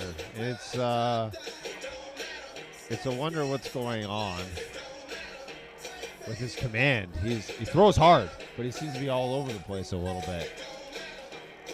And Sanford would love to extend the lead here to Jackfish. Well, Sanford in his first game with Welland, and now every member of the Jackfish have reached base.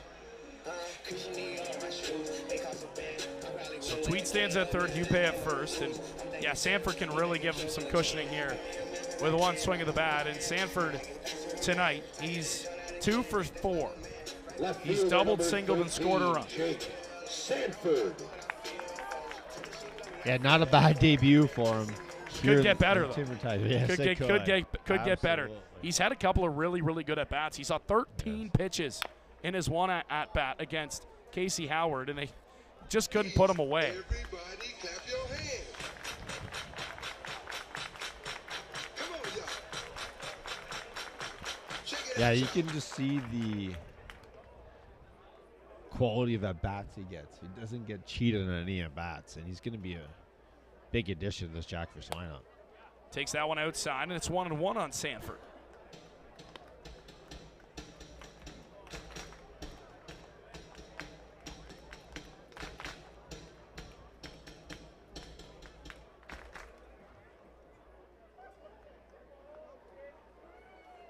Sanford turns on that one. Hot shot at first base. Fair ball. Able to find it is Josh Niles. He picks it up and steps on the bag. And it's that time of night. Davey Mendez coming into the ballgame, trying to knock it down. 9-6 Rose City as we head to the 9th. Last call for Hamilton.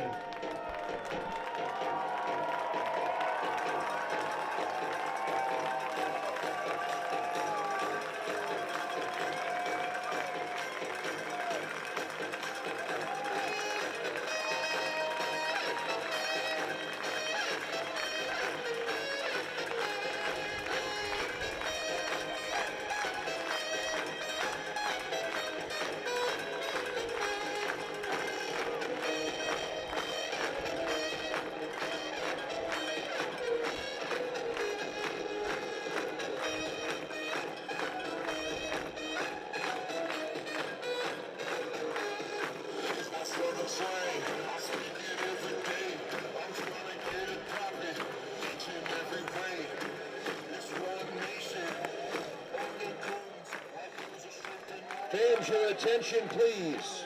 Now pitching for your Welland Jackfish, number 41, Davy Mendez.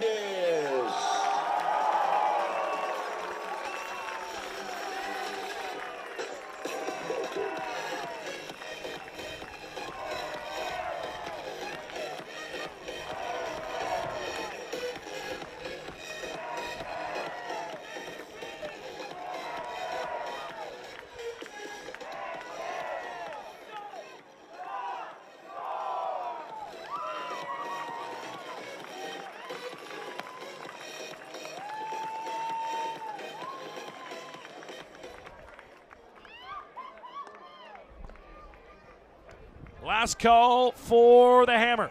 Cardinals down 3-9-6 ball game. Davy Mendez into the ball game to try and nail it down and collect yet another save. It's a perfect night for Davy Mendez and his best tool, the fastball. Yeah, it's a hot night here at Welland Jackfish Stadium, and this is the temperatures that Davy Mendez loves to pitch in. Oh boy, first one gets away from him inside on Duncan. And it's 1-0. He's going to have to go through 3, 4, 5, and Tyler Duncan, Luis Bernardo, and Dennis Day Banning.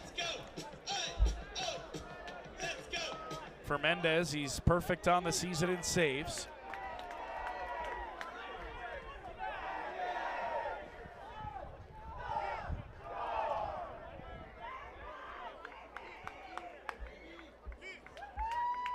Mendez now going to step off, and what's going on here?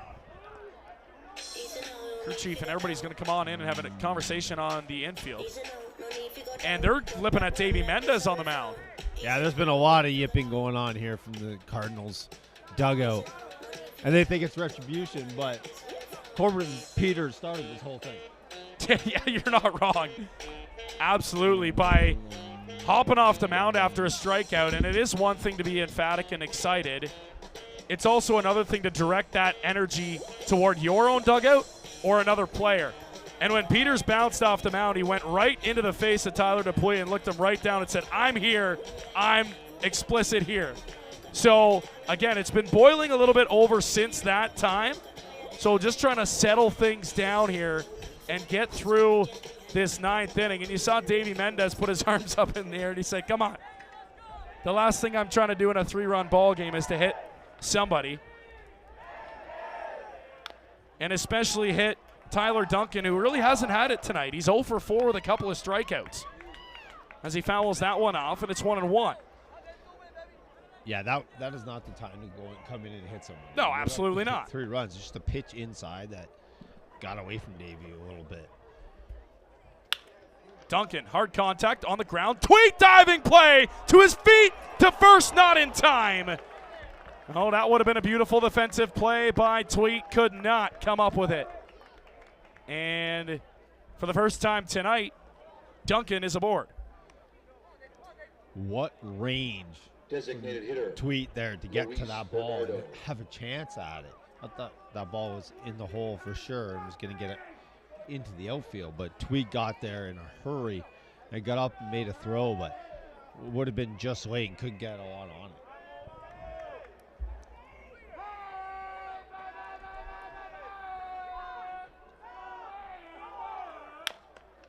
Chopper to short. Dupuis takes it. Throw to second in time to get the lead runner, Duncan, one away. I didn't think Dupuis had time to get that ball in, but he did.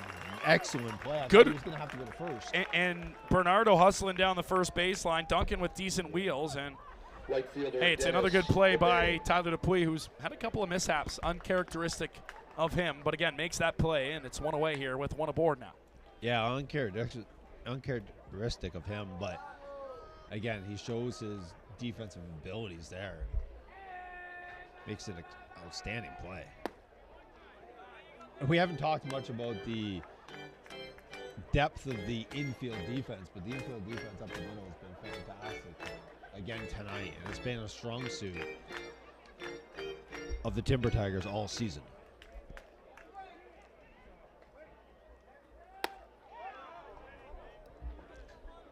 That one misses 2-0.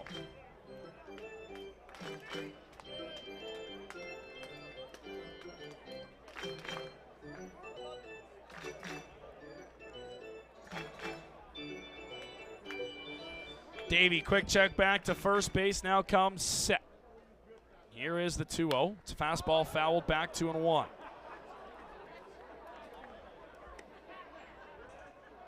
Yeah, Davey doesn't pitch from the strike.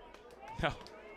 He's not really concerned. Coming right at you. Yeah, and he's not concerned about the run on first base either. He's just going to come at it with speed. And if it does get to Mullins has plenty of time to throw because the ball's coming in so hot. Oof. Chin music in tight, 3-1. Davey's been a little off of his command tonight, which we haven't seen from him this season. Or the last 2 seasons. Now you're going to see him step off and kind of collect himself behind the mound and just kind of reset. 3-1 count. Mendez checks. Comes home. That one laced up the middle, base hit. And that'll bring the tying runner to the plate with 2 aboard and only 1 away.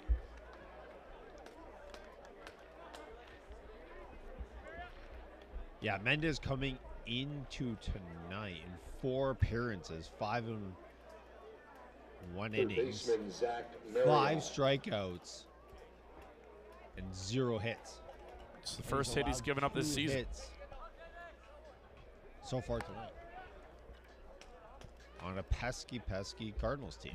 Well, and usually not a lot of contact is made with Davey Mendez, Brent. And now, all of a sudden, Marriott the tying run. Marriott turns on a ball deep center field. Hupe back, and he hauls it in on the warning track. Tagging from second into third base is Bernardo. Exhale. Now 2 down as Marriott almost ran into one. And it's a loud out, number 2. That's a loud out. With the wind. It almost tricked Hupe, too. He was tracking back, and that ball just kept carrying. Yeah, it kept carrying, but held the ballpark here. And deepest part of the field, luckily. Yep. And the Timber Tigers 1 out away from finishing this ball game out. Inside corner, strike 1. We haven't seen Davey go to his off speed yet tonight. It's been straight fastballs. He hasn't thrown that slider yet. No, we haven't seen it. Well, again, his control hasn't really been there, so maybe just sticking with what's comfortable. Which has been the heater. And Hamilton's down to their last strike.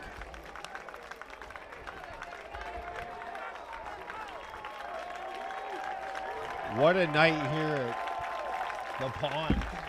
The Timber Tigers come back alive this season. Looking to extend their win streak to 6 in a row. 0-2 pitch coming. Mendez rocks, delivers, and it's fouled off.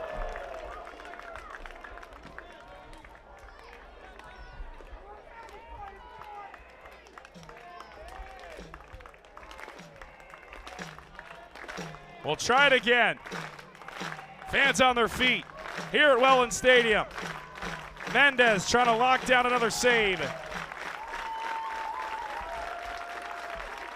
He comes set. Here it comes. Breaking ball. Caught him looking.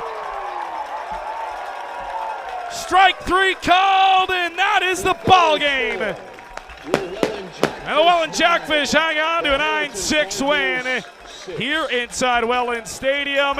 They move their win streak to now 6 in a row as Mendez nails down his 4th save of the season.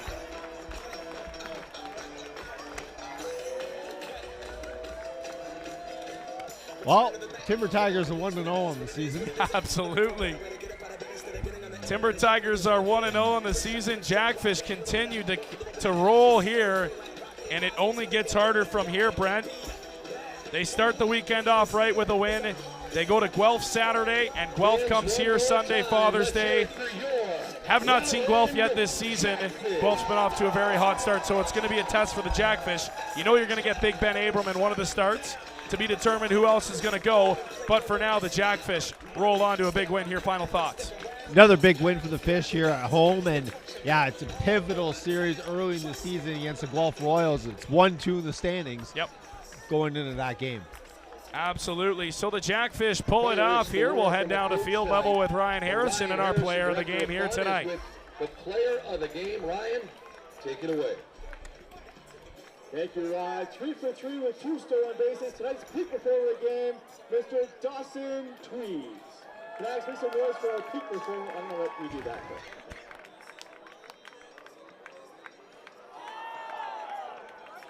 Dawson, any words from Max tonight? Nothing like playing in the Rose City. Let's go, Welland!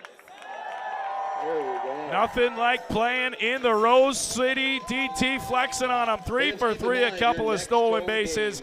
He was excellent. Offense was clicking. Moretto and Nolan go back-to-back in the third to cap off a 6-run inning. Jackfish look for 7 straight. Saturday on the road, back home Father's Day Sunday. Get your tickets at wellandjackfish.tickets.com. We'll see you at the pond Sunday afternoon. For now, we'll sign off. I'm Alec Murray. Have a fabulous night.